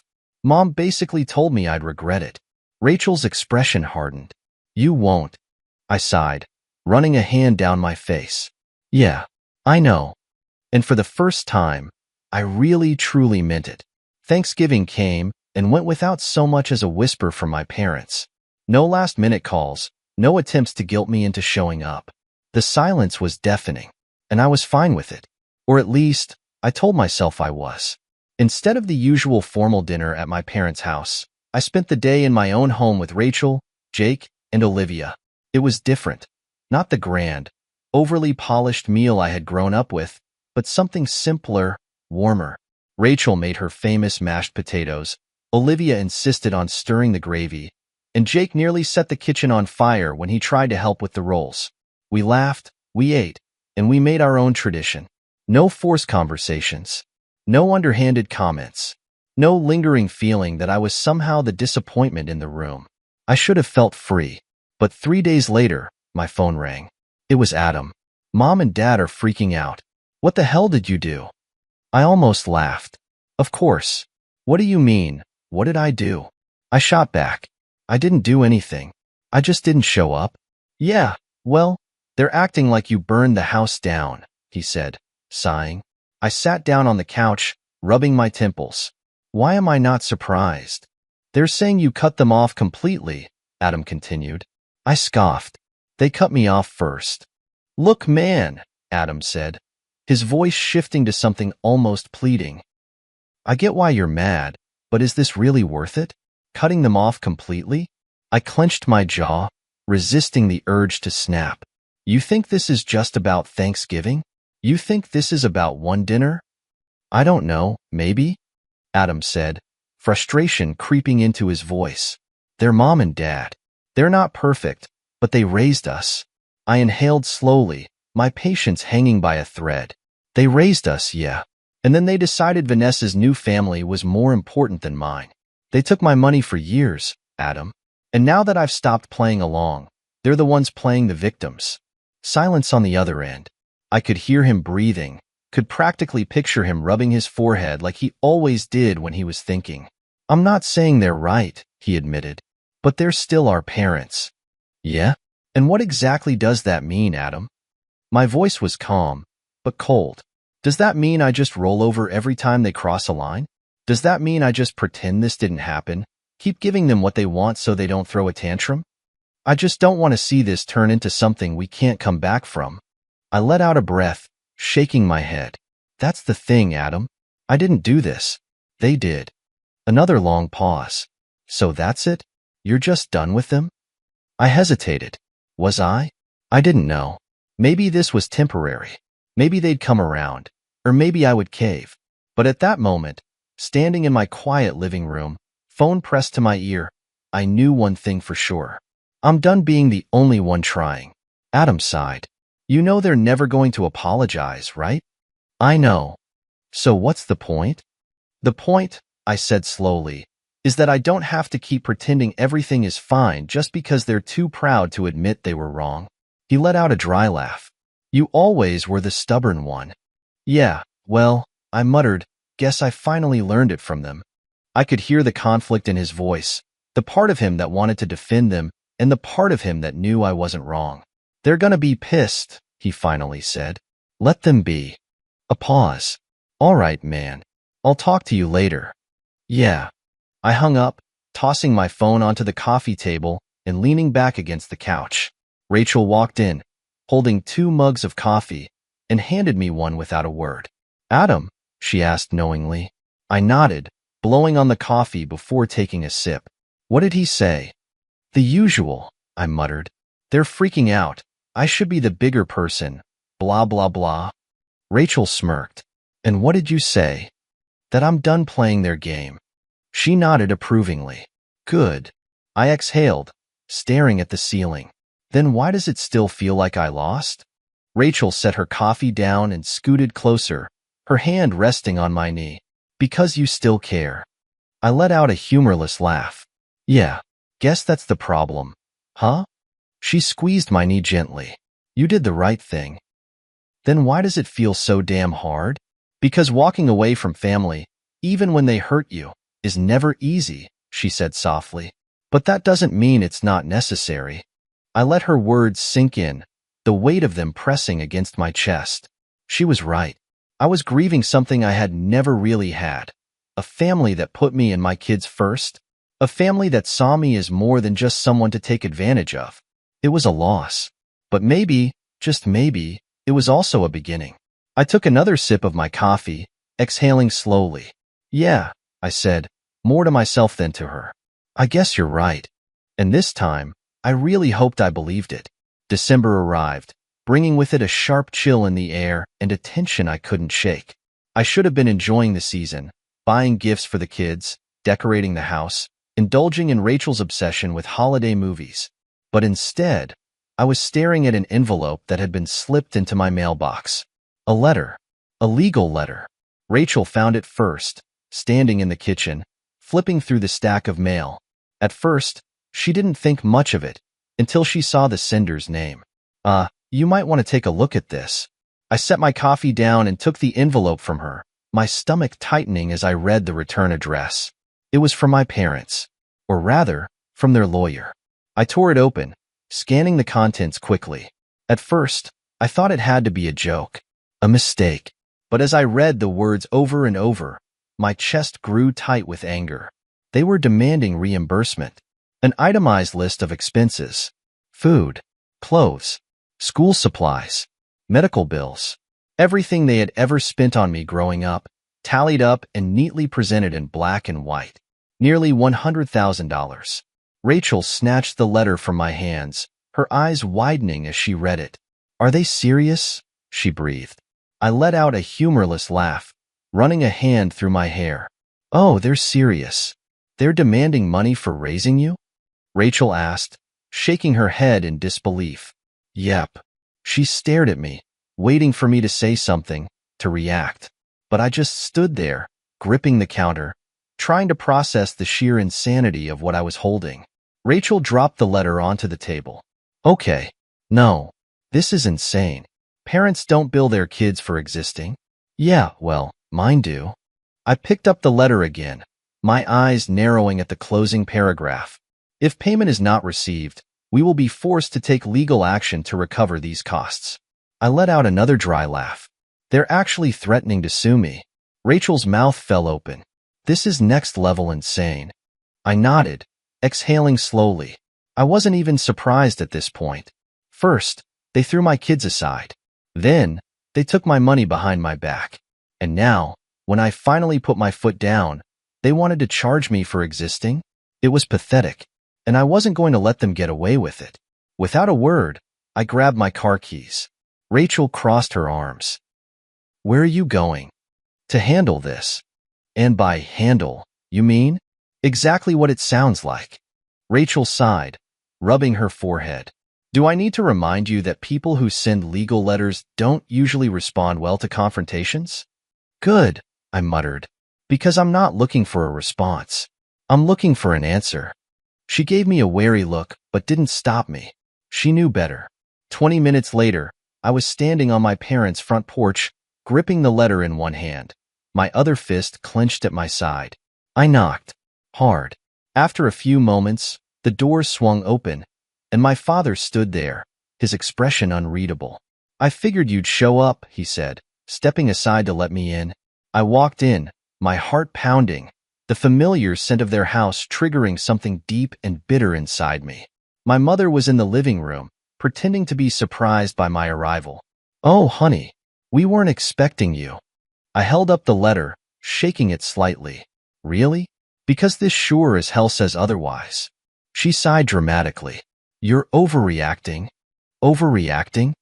I interrupted, my voice sharp. "You sent me a bill." "A bill, Mom? For being your son."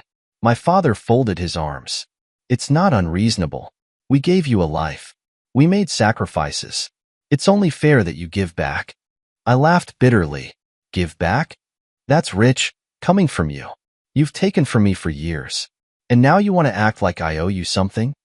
"We don't expect you to understand," my mother said, shaking her head. "You've always been ungrateful." That hit a nerve. I took a slow step forward, my voice low and controlled. "Ungrateful? You want to talk about ungrateful? Let's do that. Let's talk about how I took care of you when Dad was sick. How I paid for things without asking for anything in return.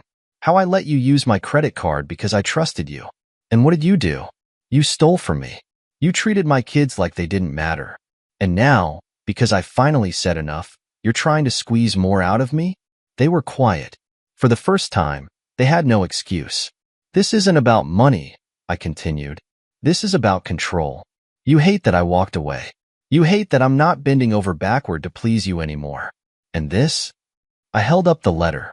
"This is your last pathetic attempt at trying to make me come crawling back." My mother crossed her arms. "So what are you going to do? Cut us off? Never speak to us again? Is that what you want?" I exhaled, shaking my head. I wanted a family. My voice was quieter now, but firm. But I can't keep chasing people who don't actually care about me. I walked to the coffee table, ripped the letter in half, and let the pieces fall onto the floor. My father's jaw tightened. My mother's face twisted in shock. Consider that my answer, I said. Then, without another word, I turned and walked out. I didn't look back. I didn't need to, because I already knew this was the end. And I was finally free. A week before Christmas, the manipulation started again. At first, it was subtle. A text from my mother, short and sweet, as if the last few months hadn't happened. We forgive you. Come to Christmas dinner and let's move past this. I stared at the message for a long time, my fingers hovering over the screen. Forgive me? Like I was the one who needed forgiveness? I didn't respond. I deleted the message and went on with my day. But they didn't stop. The next day, Adam called. Just let it go, man, he said the moment I answered. Let what go? I asked, leaning against the kitchen counter. All of this.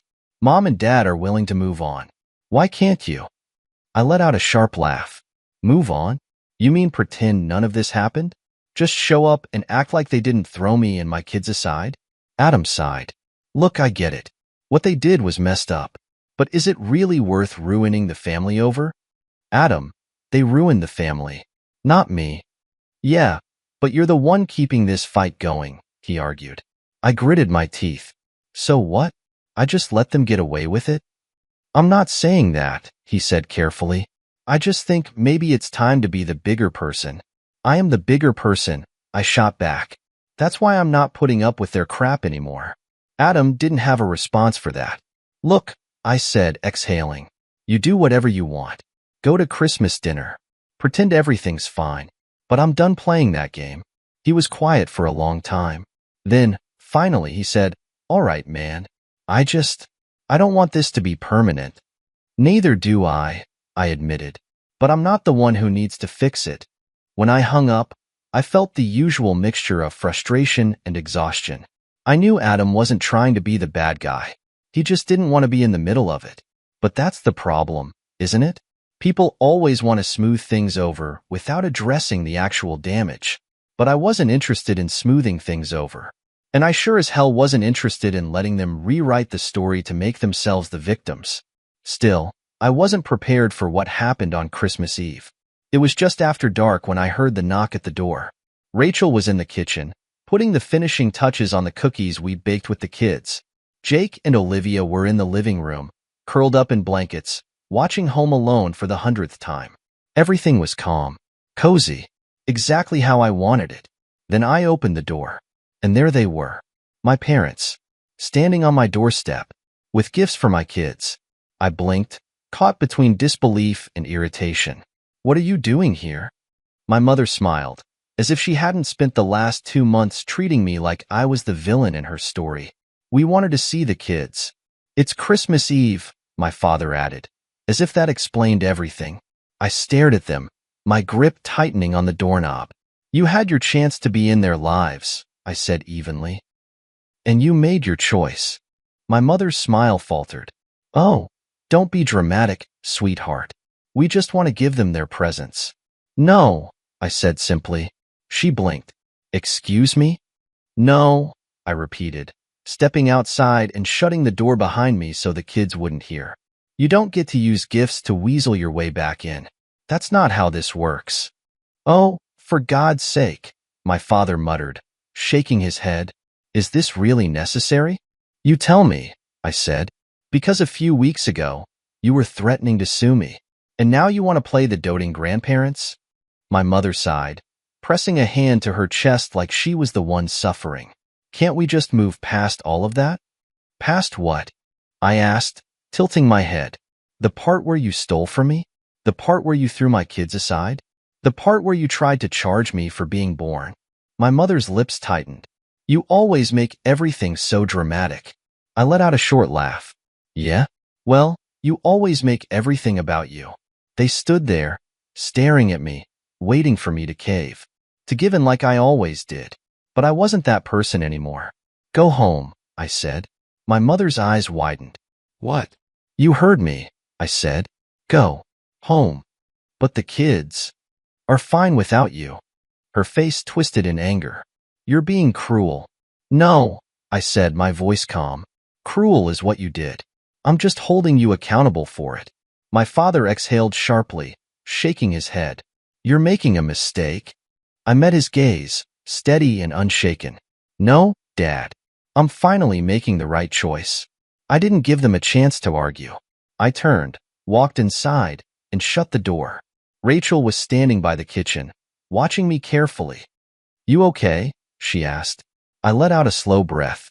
Yeah. Do you think they'll come back?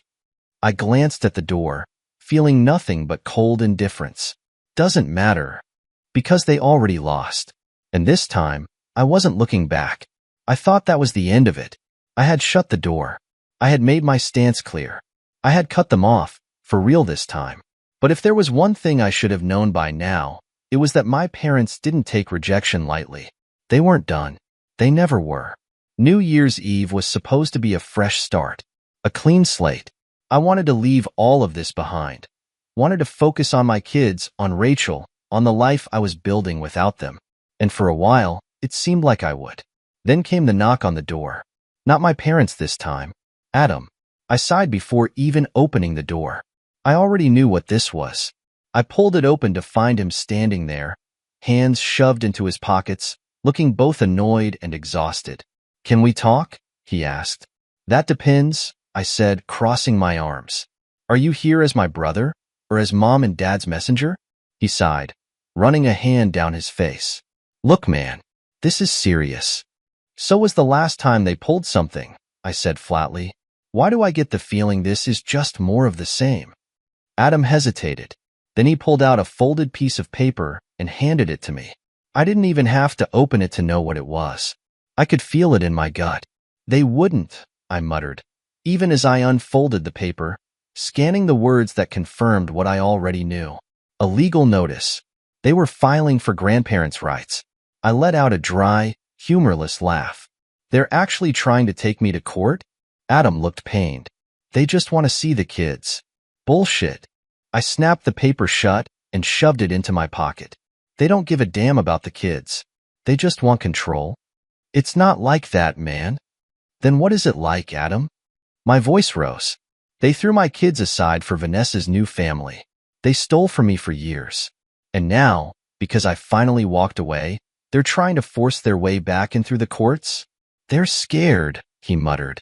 I stared at him. Scared of what? Of losing you, Adam admitted. Of losing the kids. They think if they don't do this now, they'll never see them again. That was their choice, I said, my voice sharp. Not mine. Come on, man, Adam groaned. They're not monsters. No? I scoffed. Because suing your own son for access to grandkids you couldn't even bother to invite to Thanksgiving sure sounds like something a monster would do. Adam let out a breath. Just think about it. That's all I'm asking. Maybe a compromise, supervised visits, something? No. Adam blinked. Just like that?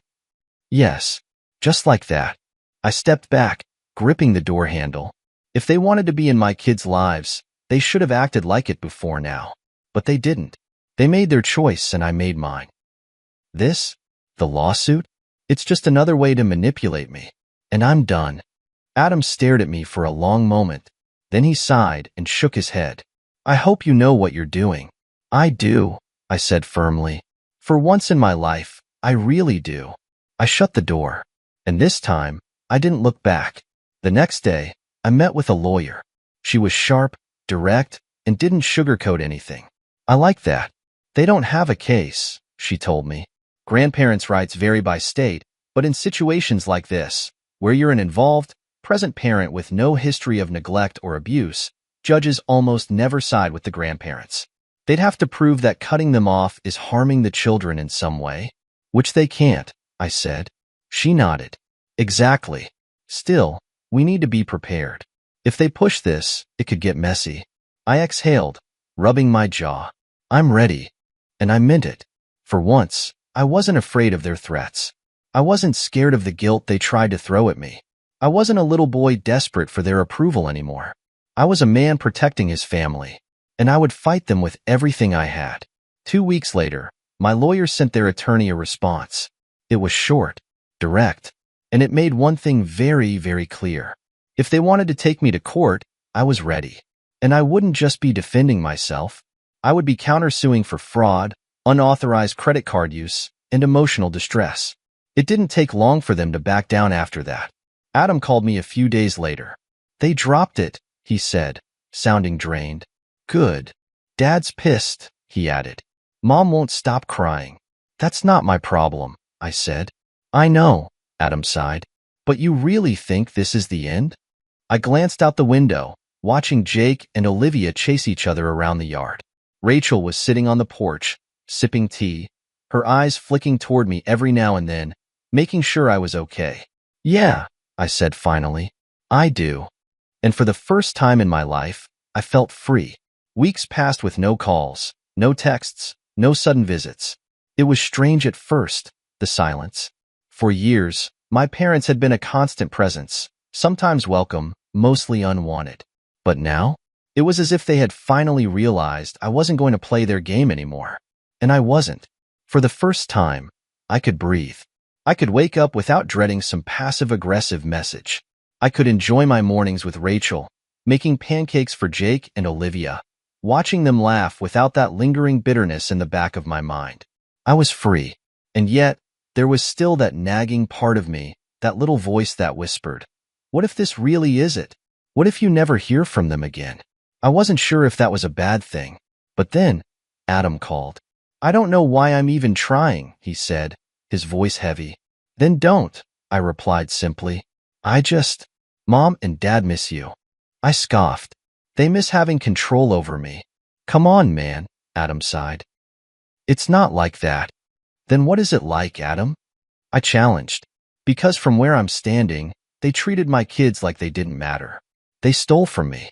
They tried to sue me, and now, because they lost, they suddenly miss me? They do. No, they miss what I did for them, I said. They miss the money, the errands, the free labor. They miss having a son they could manipulate. But they don't miss me. Adam was quiet for a moment. You really believe that? I leaned back in my chair, staring at the ceiling. Yeah, I do.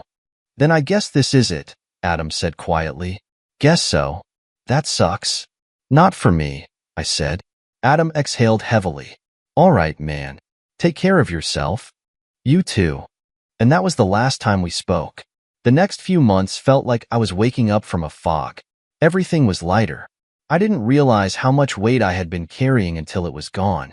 I focused on my kids, on Rachel, on building something real, something stable.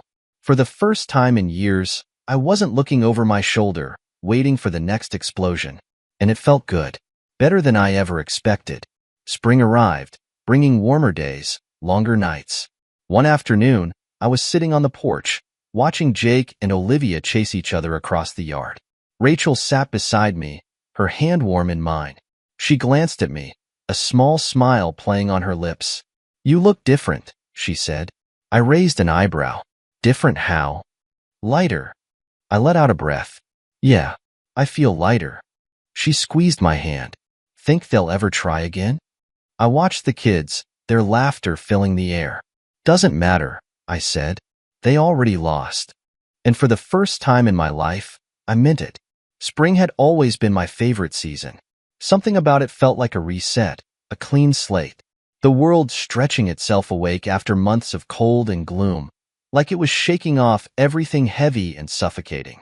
That's how I felt now, lighter, freer, like I had finally shed the weight of something I should have let go of a long time ago.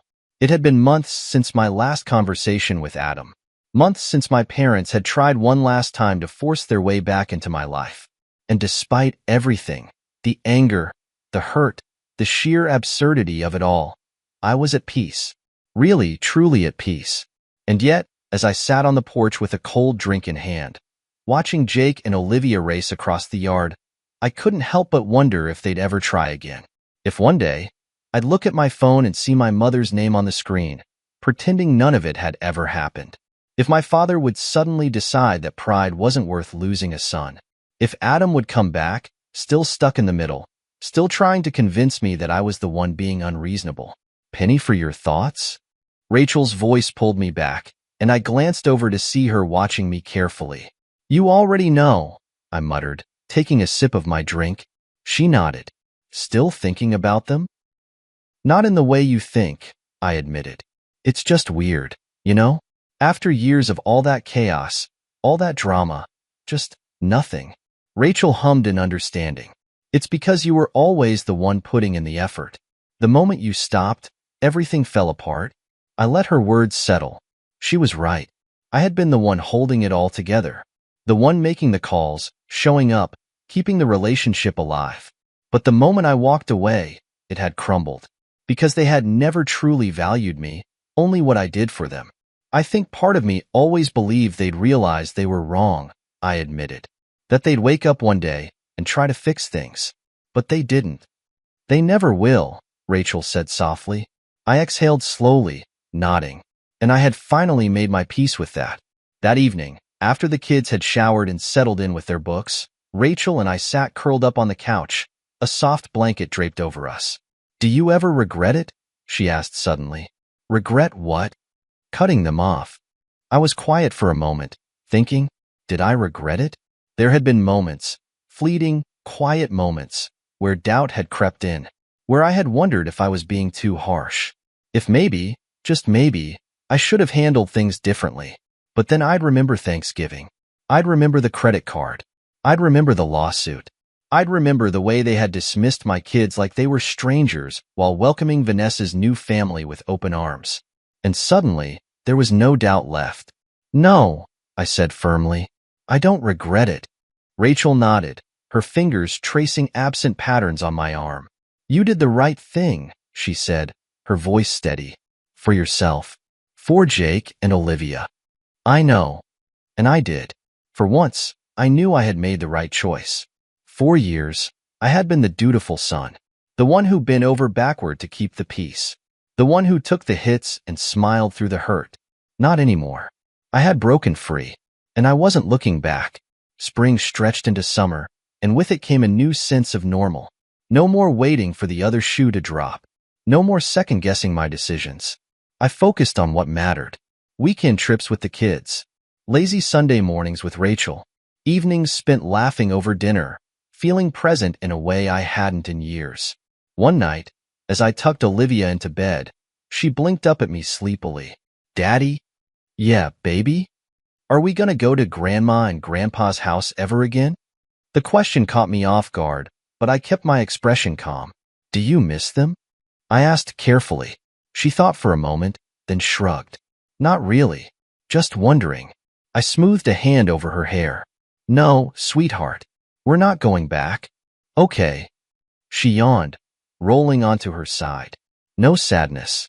No disappointment. Just acceptance.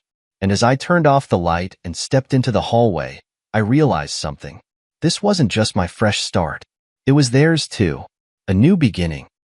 A life without the weight of people who didn't deserve us. And for the first time, I wasn't just okay with that. I was grateful for it. Because in the end, they were the ones who lost us. And that was their burden to carry, not mine. My name is Reed Carter, and 3 weeks ago, I walked out of a house I paid for but never truly belonged in. It's strange how quiet it is now. Not just the physical quiet, the kind that seeps into every corner of this bare, 2-room apartment where the walls are thin and the heater makes more noise than it gives warmth, but the quiet in my head. The kind that comes after years of tension snapping all at once. Like a rubber band stretched too far, finally breaking with a clean, stinging snap. She didn't yell first. I didn't, either. It was one of those arguments that starts with a shrug and ends like a thunderclap. We were standing in her mother's living room, of course we were, because Maddie hadn't let go of that place, even after we got married. She called it home, and somehow I was just a long-term guest. You don't even try anymore, she said, folding her arms like a prosecutor waiting for a confession. Try what? Try pretending we're not bailing your family out every month. I replied. That was it. That one sentence did it. Her face flushed, eyes wide, nostrils flaring. Then came the line, sharp, cold, final. Get out and never come back. No hesitation. No warning. Just that. And I did. I didn't beg. I didn't pack a bag. I walked out with my wallet, my car keys, and the shirt on my back. I didn't look back to see if she meant it. I didn't wait to see if Doreen, the queen of quiet judgments, would say anything. She didn't. Of course she didn't. Her lips were pursed like she was watching a trash truck back out of her driveway. So now, here I am. A second-hand couch, a fridge with more takeout boxes than actual food, and a rented space that smells faintly of someone else's dog. And yet, I've never breathed easier. It's the smallest space I've ever lived in, but it feels enormous because it's mine. The phone buzzes again, jittering across the coffee table like it's trying to crawl away from the mess too. It's Maddie's name this time. I don't answer. I watch the screen light up and go dark, over and over. Earlier it was Doreen. Before that, Julian, her cousin who never texted me unless he needed a ride or a check. Now they're acting like I vanished into the night, like I'm some prized asset they misplaced. They don't want me. They want what I gave. And now that it's gone, I've become important again. But I let it ring. Every call, every text, every, "Hey, can we just talk?" gets the same response: silence. For once in my life, I'm not playing the fixer. I'm not the emergency fund with legs. I'm not the emotional punching bag or the silent husband who smiles through insults disguised as family banner. I'm just me. I didn't know what that felt like before. I'd been Reed Carter, the provider. Reed Carter, the pushover. The guy who got lucky marrying into a family that saw him as an accessory, something reliable but ultimately replaceable. They didn't want a partner. They wanted a donor. Now, I eat what I want. I stay up as late as I like. I watch ridiculous movies without hearing a sigh next to me on the couch. No one is critiquing my tie or rolling their eyes when I suggest we skip dinner at a networking party with people who look through me. I didn't expect to feel this light. That's the honest truth. I thought I'd miss her. I thought I'd be aching with regret, wondering if I'd walked out on the love of my life. But I haven't missed her. I've missed myself. The guy I was before I started making excuses for everyone else's behavior. The man who had plans, who wanted to build something real, not just pay the interest on someone else's dream house. I think that guy finally caught up with me. I pick up my phone, not to answer, but to block a number. Doreen's this time. One less name lighting up my screen like a neon warning sign. The quiet after blocking her is instant, like turning down a static-filled radio. And in that silence, something grows. Peace. No more gaslighting. No more guilt-tripping. No more pretending that I'm the crazy one for wanting boundaries. I lean back on the couch, arms folded behind my head, listening to the old radiator rattle like it's telling me secrets. This place isn't perfect. It's not luxury. It doesn't smell like lemon polish or echo with false laughter. But it's honest. And right now, honest feels like heaven. 3 weeks ago, I was thrown out like trash. Now I realize I was finally set free. Let me take you back. Before the shouting, before the silence, before the couch I now call my bed, there was a wedding. Not just any wedding. Maddie wanted timeless elegance, which apparently translated to custom florals flown in from Holland, a dress that cost more than my old car, and a reception that looked like a magazine spread. I remember standing at the altar, adjusting my tie and watching her glide down the aisle like she was the lead actress in a film I didn't know I was extras in. Everyone said I was marrying up. "Wow, Reed, you hit the jackpot," they'd whisper, their smiles just a little too tight. Maddie's family had the look, old money aesthetic, pearl necklaces, vintage champagne, and a home that felt like a museum. But behind every glass cabinet and curated gallery wall was a ledger full of debt. Nobody talked about that part. They played rich, but they were living off borrowed time and borrowed money. I didn't come from that world. I grew up in a house where we fixed things ourselves and stretched leftovers for a second meal. I started working at 16 and never stopped. College was paid for with scholarships and weekend jobs, and every rung I climbed in my career was earned one late night at a time. No shortcuts. No safety net. Just grit and focus. Still, when I married Maddie, I thought I was lucky. She was stunning, confident, and I believed her charm was real.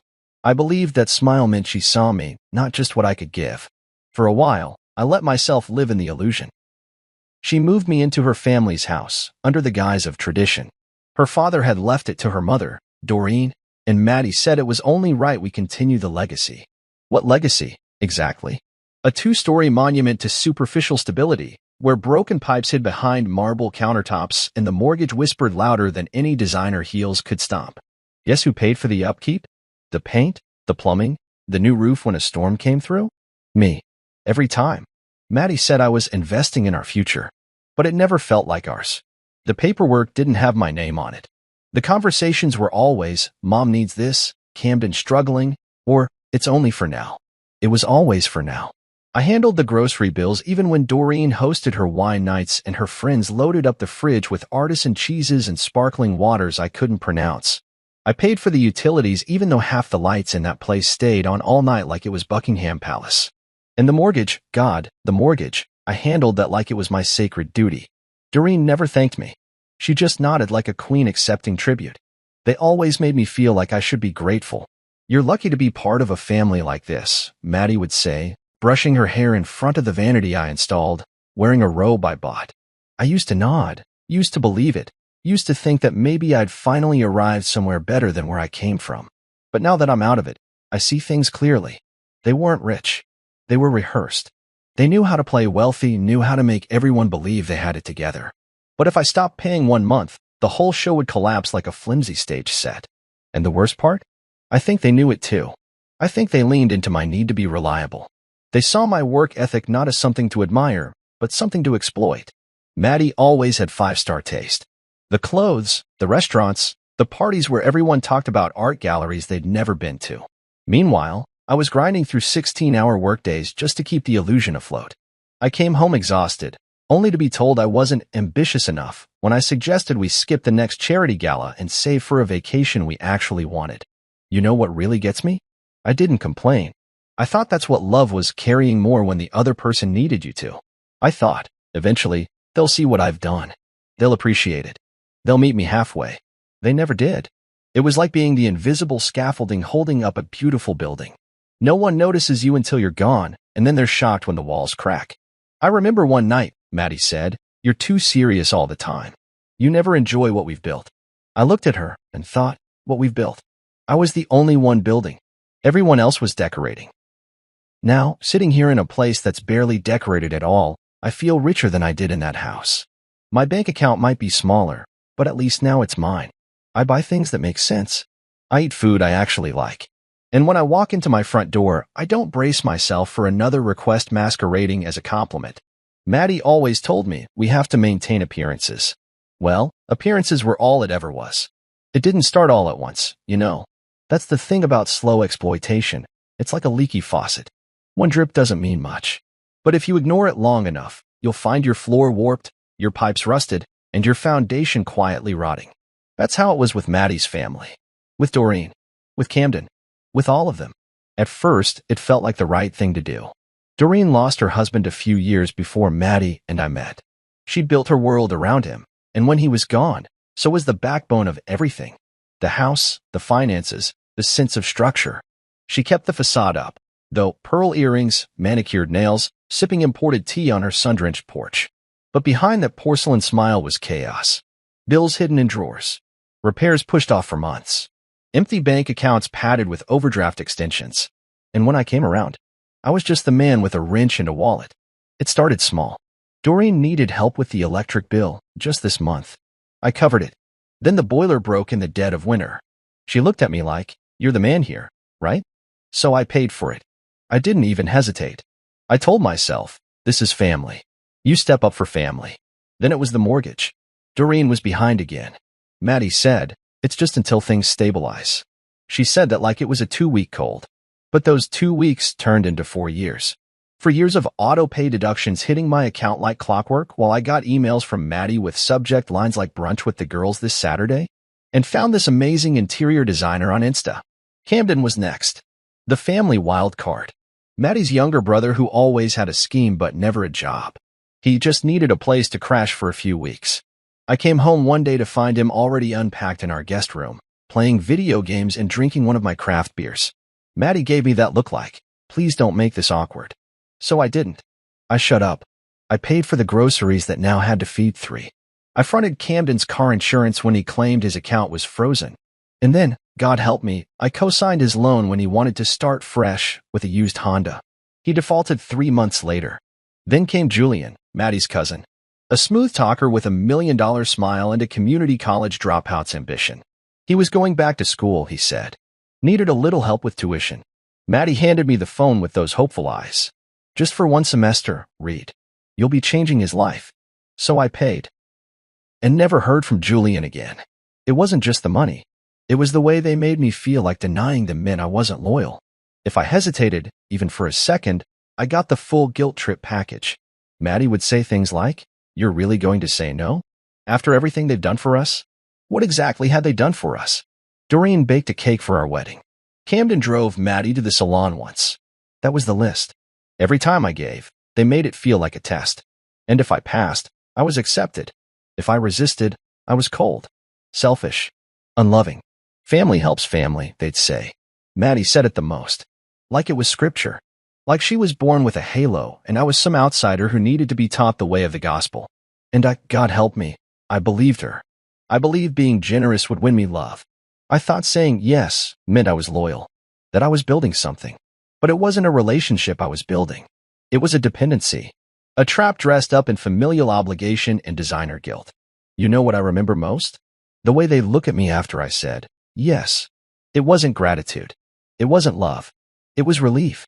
Like a bill had been paid, a burden passed on, a leak plugged for now. And then they'd go back to living like nothing happened, and I'd go back to working harder, longer, stretching myself thinner so I could be the glue they never once appreciated. I thought being needed meant being loved. It didn't. It meant being drained.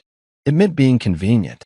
It meant being the hand that fed them all and never once realizing they were just waiting for it to bleed. Now, here I sit in this cheap apartment with peeling paint and bad lighting, and for the first time in years, I haven't handed out a single dollar I didn't choose to. No surprise car bills. No teary-eyed Venmo requests. No emergency checks written while someone else took the credit. It's just me. My rent. My groceries. My silence. And I swear, it feels like wealth. It didn't even start as a real fight. That's the part one keeps circling back to. It was small, almost forgettable. A charge on the card. A birthday dinner Maddie had arranged for one of her friends, complete with a private chef, floral arrangements, and personalized menus with gold foil trim. She didn't ask me. She never did. She just swiped and smiled and assumed I'd take care of it, like always. When I saw the notification, I didn't yell. I just held up my phone and asked, did we really need to spend nearly $1,000 on a dinner that wasn't even ours? She rolled her eyes and waved a hand like I was being dramatic. It was important. It was her 40th. And besides, I didn't have time to plan something cheap. Do you know how hard it is to impress people like her? Impress. That word again. Everything with Maddie came back to appearances, how things looked, how they sounded, how they measured up to her curated version of life. And God forbid I suggest a home-cooked meal or a reservation at a normal restaurant. That would have made us look average. I stood in the middle of the living room, her mother's living room, where we'd ended up once again, under the guise of just stopping by after brunch, and I said, calmly, we can't keep spending like this. We have responsibilities, Maddie. This isn't sustainable. Her jaw clenched. Her posture shifted. That mask of composure she wore so well cracked just a little. You're always criticizing me, she snapped. Always acting like I'm some spoiled brat who doesn't understand money. I didn't say anything. I didn't need to. We both knew she didn't understand money. Not really. Not the way I did. Not the way someone who had lived without it, who had earned every dollar from nothing, understood what it meant to budget, to prioritize, to sacrifice. And that silence? That's what set her off. Her voice rose, sharp, full of venom. You don't trust me. You've never been on our level. You've always resented me for having a better life than you. That's when it hit me. She didn't even see me as her equal. After all this time, after everything I'd carried for her family, I was still the outsider. Still the guy who came from less. Still the help. I should have walked away then. But something in me, some buried ember of pride or pain, made me say it. I resent you? No, Maddie. I resent myself for ever believing you were different. That was it. Her eyes went cold. Her voice dropped an octave. Get out, she said. Get out and don't come back. Just like that. 14 words. No emotion. No faltering. Just ice. I looked at her mother, sitting just feet away, arms crossed like she was watching a courtroom drama unfold. Doreen didn't flinch. Didn't speak. She just stared at me like she'd been waiting for this moment since the day Maddie said, I do. I stood there for a second, frozen in the heavy silence that followed. I remember my pulse thudding in my ears. My hand clenched around my keys. I looked at Maddie, at the woman I had once imagined growing old with, and saw nothing. No regret. No sadness. No love. Just a glare. Like I was a roach in her pristine white kitchen. I thought I'd say something. A last word. A final line. But there was nothing left to say. So I left. No shouting. No slamming doors. No begging. I didn't ask if she meant it. I didn't ask for a suitcase or a ride. I just walked out the front door with the clothes on my back and the weight of 6 years lifting off my shoulders. As I walked to the car, I half expected her to chase after me, to call my name, to say she didn't mean it. But the door stayed shut. That was the moment it all crystallized for me. Not during the argument, not during the dinner debate, but right there in the quiet after the storm. When I realized how easily I could be erased from their lives. Because I wasn't a person to them. I was a function, a wallet, a stand-in father. A walking solution to every problem they refused to fix themselves. And once I questioned the system, once I stopped smiling through the strain, I became disposable. I started the car, drove to nowhere in particular, and didn't even cry. That surprised me. I thought I would. But all I felt was stillness. A strange, bitter relief. That night, I found a cheap hotel, paid in cash, and lay awake staring at the ceiling. And I told myself, this isn't the end of something beautiful. It's the beginning of something honest. I didn't text her. I didn't call. I didn't write some long message begging for understanding or closure. I left, and then I stayed gone.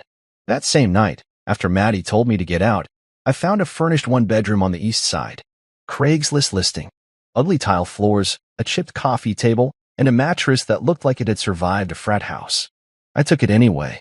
Signed the lease before I even changed out of the shirt I'd worn to brunch. It was midnight when I lay on that lumpy bed, staring at the water stain on the ceiling like it held all the answers. And that's when it hit me. For the first time in 6 years, every dollar in my bank account was mine. No overdue cousin payments. No wine club subscriptions. No $400 hair appointments I didn't know I was sponsoring. Just me, my paycheck, and a silence so thick it was almost holy. The first morning I woke up there, I made coffee in a battered Mr. Coffee machine someone had left behind. It sputtered and wheezed, but it worked. I drank it black. No oat milk, no lavender syrup, no powdered collagen. Just bitter and hot and mine. I sat on the tiny balcony with a wobbly railing, watching the city wake up without me in it, and I smiled. It was a weird smile. One of those half-broken, half-liberated kinds. Because I wasn't okay, not really. I was bruised, exhausted. But for the first time in forever, I wasn't performing. I wasn't pretending to be lucky, just because I'd married into a family that could afford to dress their dysfunction in silk. Then came the text. 3 days after I left, Maddie sent it. Just one line. I hope you're enjoying your little break. No apology. No, I miss you. Just that smug, passive-aggressive dig wrapped in condescension. I stared at it for a full minute. Thought about responding. Thought about telling her what it was really like. How I'd slept better on a creaky mattress in a one-bedroom than I ever had in that museum of a house. How the silence here wasn't awkward. It was peaceful. How I could finally exhale without wondering who I'd be bailing out tomorrow. But I didn't text her back. Not then. Not later. I deleted the message and put my phone face down on the table. And I definitely didn't send the mortgage payment. That was the first time in 4 years that I didn't wire money into an account I had no name on. I didn't warn her. I didn't remind her. I just stopped. Cold turkey. 3 weeks passed. In that time, I relearned how to be human. I cooked pasta for myself, not some fancy risotto with truffle oil, just basic spaghetti. I started reading again. I went for long walks without a single Bluetooth call from Maddie's mother buzzing in my ear. And then Doreen messaged me. Of course it was her. It always was when things got inconvenient. She didn't call. God forbid she show that much vulnerability. No, she sent a perfectly punctuated, emotionless text. Hi Reed, the bank says the mortgage hasn't been paid this month. Can you please take care of it before they report us? Just like that. No, how are you? No, we miss you. Just a direct, business-like request. Like I was still on payroll. I stared at that text and laughed. Actually laughed out loud, startling the guy upstairs who always stomped around in heavy boots like he was training for a tap competition. I imagined her sitting there in that kitchen I remodeled, sipping her imported tea, clutching her pearls, real or fake, who knew? And thinking, surely he'll pay. He always does. But I didn't. Instead, I tapped out the simplest reply I could muster. Oh, I thought I wasn't part of the family anymore. Sent. Delivered. Read. Then, for good measure, I added, you said never come back. I'm just following instructions. And then I turned off my phone. The silence that followed was the best silence I'd ever known.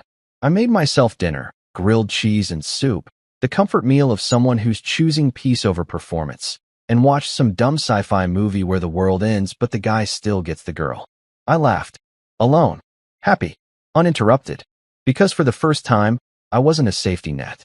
I wasn't a blank check. I wasn't the guy they called when the fantasy ran out of funding. I was free. And when the buzz started again the next morning, voicemails, texts, even emails from Maddie's best friend saying, "This isn't you, Reed." I ignored it all. They didn't miss me. They missed my compliance. It started like any other Tuesday. I was halfway through microwaving leftover lo mein when my phone buzzed on the kitchen counter. Just one ping. Short. Soft. The kind that barely registers anymore. I didn't rush over. These days, I don't jump for anyone. But when I eventually picked it up and saw Doreen's name again, I paused. She was persistent, I'll give her that.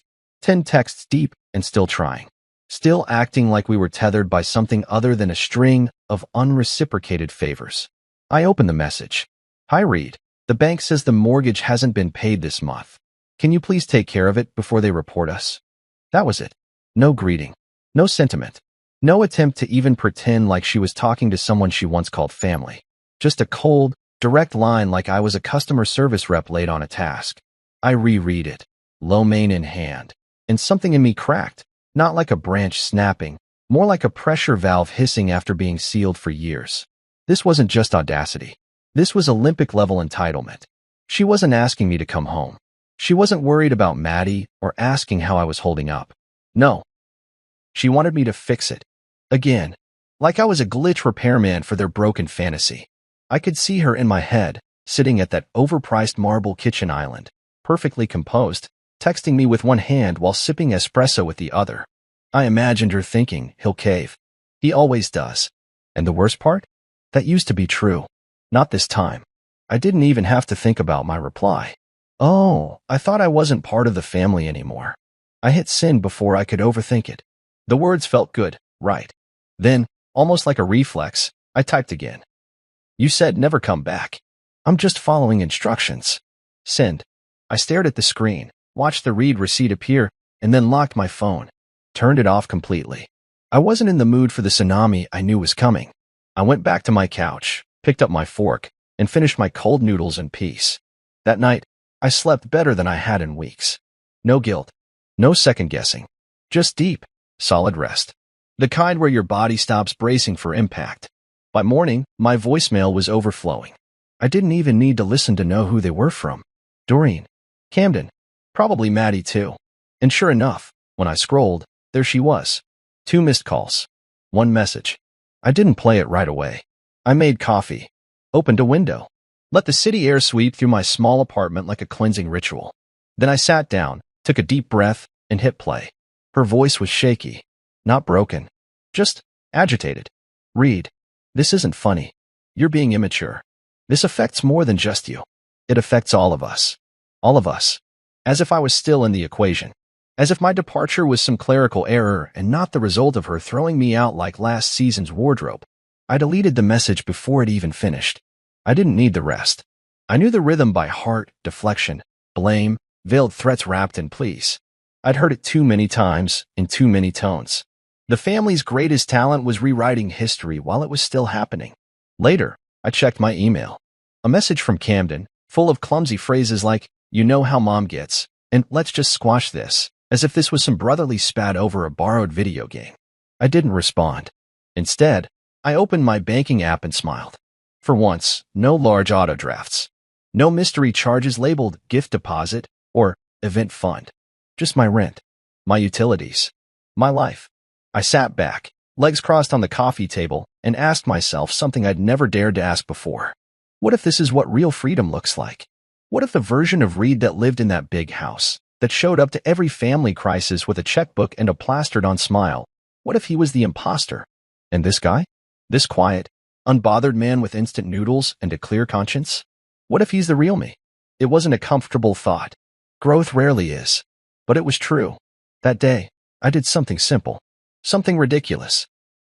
I walked to a corner bookstore and bought a paperback. A mystery novel with a crumpled spine and a $2 sticker. I took it home, made tea, and read for hours. I didn't check my phone once. No one had ever taught me that peace didn't have to be expensive. That you could build a life without a high-rise view or a luxury kitchen. That sometimes the richest thing you could own was your no. Maddie's family still hadn't learned that. But I had. And from now on, I wouldn't let a single message take it from me again. I woke up the next morning to a voicemail box that had officially given up. 42 unheard messages. My phone had become a buzzing monument to everything I'd walked away from, desperation disguised as guilt, obligation dressed up like concern. I scrolled through the list. Maddie, Doreen, Camden, even Rhea, Maddie's best friend, the one who once told me I was such a saint for putting up with them. I didn't listen to most of the messages. I didn't need to. I already knew the script. This isn't just a fight. This affects everyone. You're better than this, Reed. That line, this is bigger than a fight, got stuck in my head. It was Rhea who said it in a long, rambling voicemail I played on speaker while brushing my teeth. She was trying to be diplomatic, but it came off as rehearsed, like someone had fed her the lines. She kept saying things like, I know you're hurting, but don't let this ruin everything you've built with Maddie. Then, the clincher, you don't understand what's happening. It's deeper than just money. Deeper than money? That one phrase stuck in my chest like a splinter. Because for me, it had always been about money. The endless withdrawals from my time, my peace, my bank account. If there was something deeper going on, it was buried under layers of entitlement I'd never been invited to dig through. That day, something in me snapped into place, not in anger, but in curiosity. I decided to call the bank. I didn't want to talk to Maddie. I didn't want to yell or accuse or argue. I just wanted information. Cold, hard, clean truth. So I dialed the customer service line tied to the mortgage account. I'd been auto-paying it for years, but I'd never questioned where the money actually went. All I knew was that it cleared every month, and the house didn't foreclose. That was the extent of my involvement until now. The woman on the line was polite, efficient, too chipper for the weight of the question I was about to ask. Hi, I said, trying to sound casual. I'm calling to check on the mortgage account for 1227 Farridge Lane. I was helping pay it, and I just want to confirm the payment history. She put me on a brief hold, fingers clicking across keys. When she came back, her voice was a little more neutral. Sir, the last full mortgage payment recorded was approximately 9 months ago. I blinked. That can't be right. I've been sending money monthly. She cleared her throat. There have been deposits, yes. But they haven't been applied directly to the mortgage. Partial payments were rejected. Nothing posted to the principal since last year. I was stunned. 9 months. 9. That meant every payment I'd made for nearly a year hadn't gone toward the house. I'd assumed, stupidly, blindly, that Maddie or Doreen had managed it. That my contributions were being combined with theirs to keep the place afloat. But no, they'd been pocketing it. That tight, sharp silence wrapped around me again. The kind that comes when a truth is so loud it drowns out every other thought. I ended the call, stared at my phone for a full minute, and then laughed. It wasn't a bitter laugh. Not exactly. It was the kind of laugh that starts low and quiet and builds because there's nothing else to do with the absurdity. I had been funding their lifestyle. The fake stability. The rich girl Instagram posts and the spa days and the spontaneous girl's trips to Palm Springs. I wasn't a husband. I wasn't even a partner. I was an income stream. And when I'd finally turned off the tap, they panicked, not because they missed me, but because the water was gone and the bills were still due. I looked around my apartment. Cheap furniture. Second-hand bookshelf. A half-full coffee mug with a chipped rim. And still, for the first time, I felt wealthier than I ever had in that massive house. They hadn't even used the money for survival. Not food. Not repairs. Not the mortgage. No, they'd used it for comfort. For luxuries. For aesthetics. I was the fool who thought I was helping. Who thought my generosity was building love.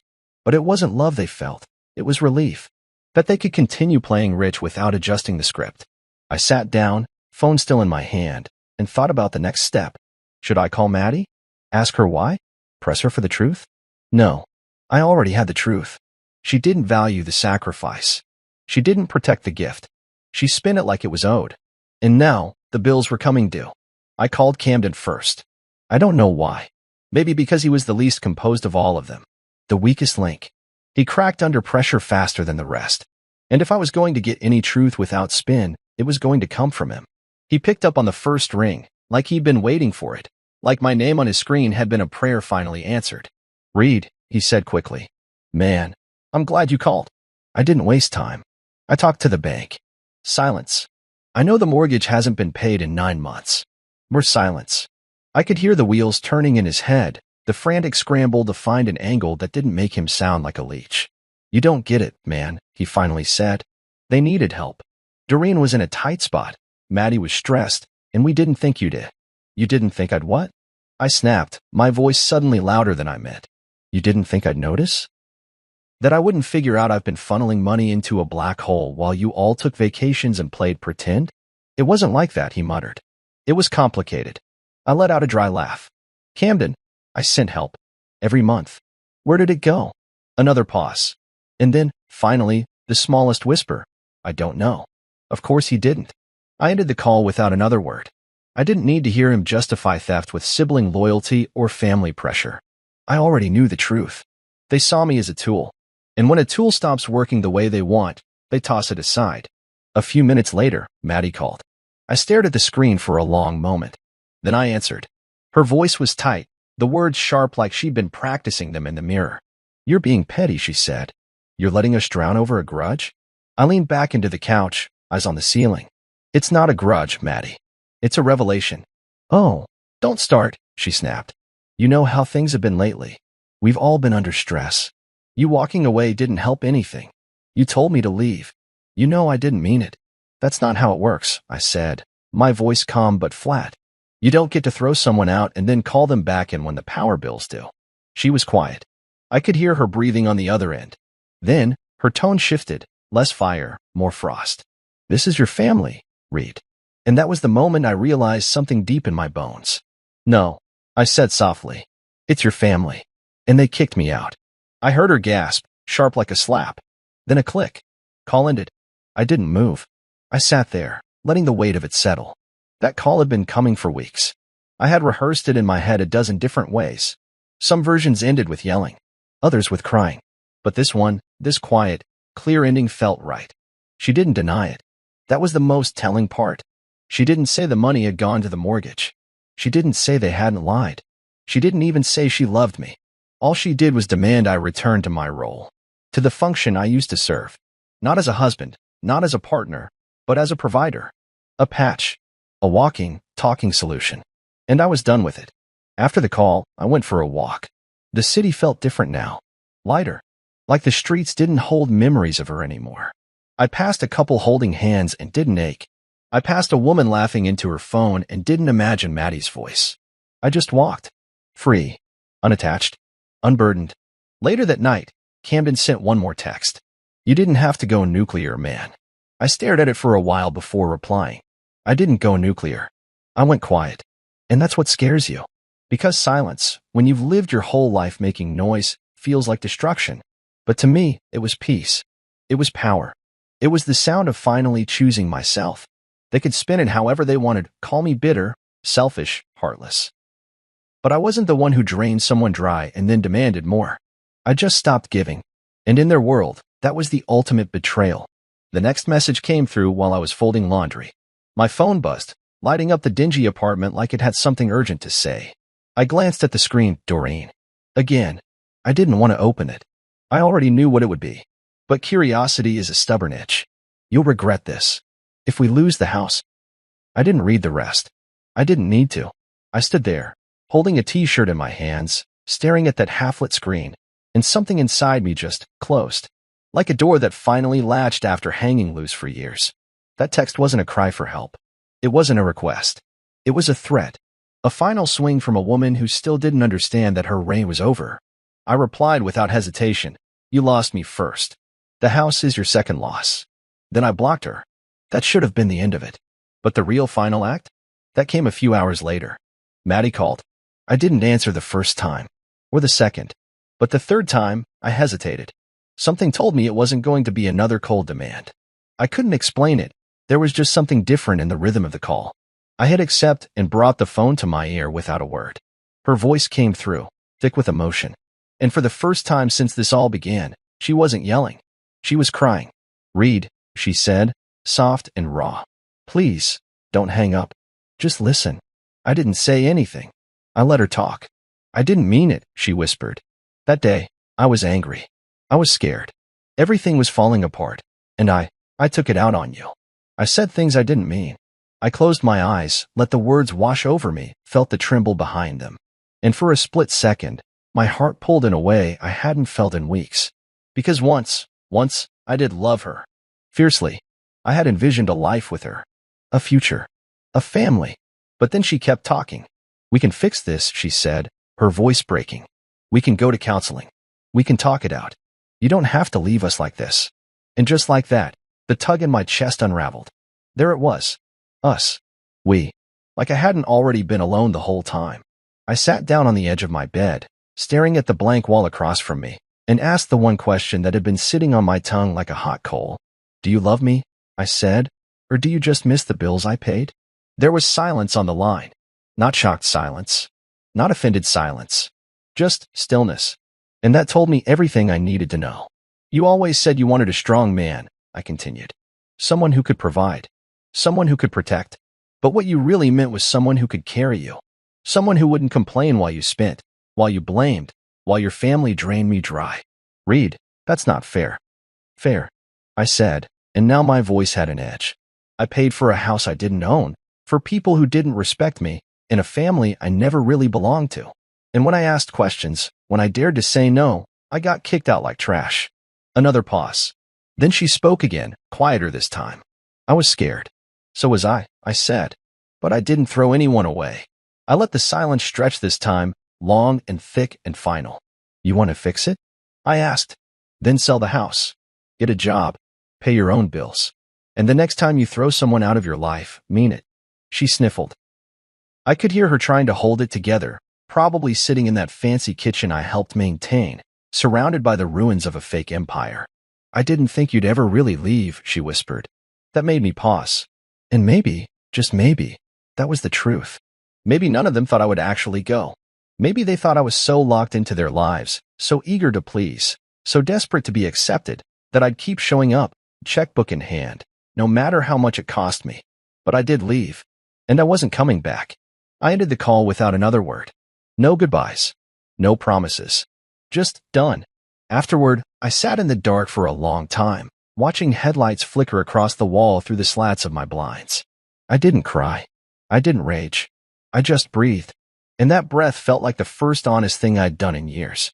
It's been a month. For weeks since Maddie told me to get out. 28 days since I did exactly what she asked, without protest, without tears, without turning it into a dramatic scene. I left like a man walking out of a job he never applied for, quietly, finally, and without looking back. And in that time, the world didn't end. Their world might have cracked, though. I've heard things, not directly, of course. They'd never admit it to me. But mutual friends talk. The kind who keep one foot in both camps and text you at 1 a.m. with things like, I probably shouldn't tell you this, but apparently the house is in pre-foreclosure. The same house I paid for all those years. The one they decorated for Christmas and hosted parties in and called ours only when it suited them.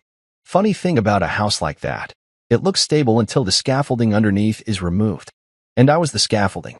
Doreen's blaming Maddie. Maddie's blaming me. Camden's conveniently gone silent. No one is taking accountability.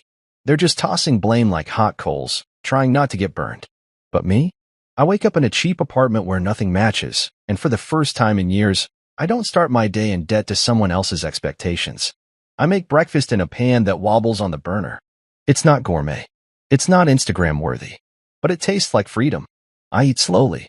I'm not rushing to pick up dry cleaning or stop by the florist for a surprise Doreen asked me to get. I'm not being sent across town because someone's cousin's car broke down and they thought of me first. I go to work.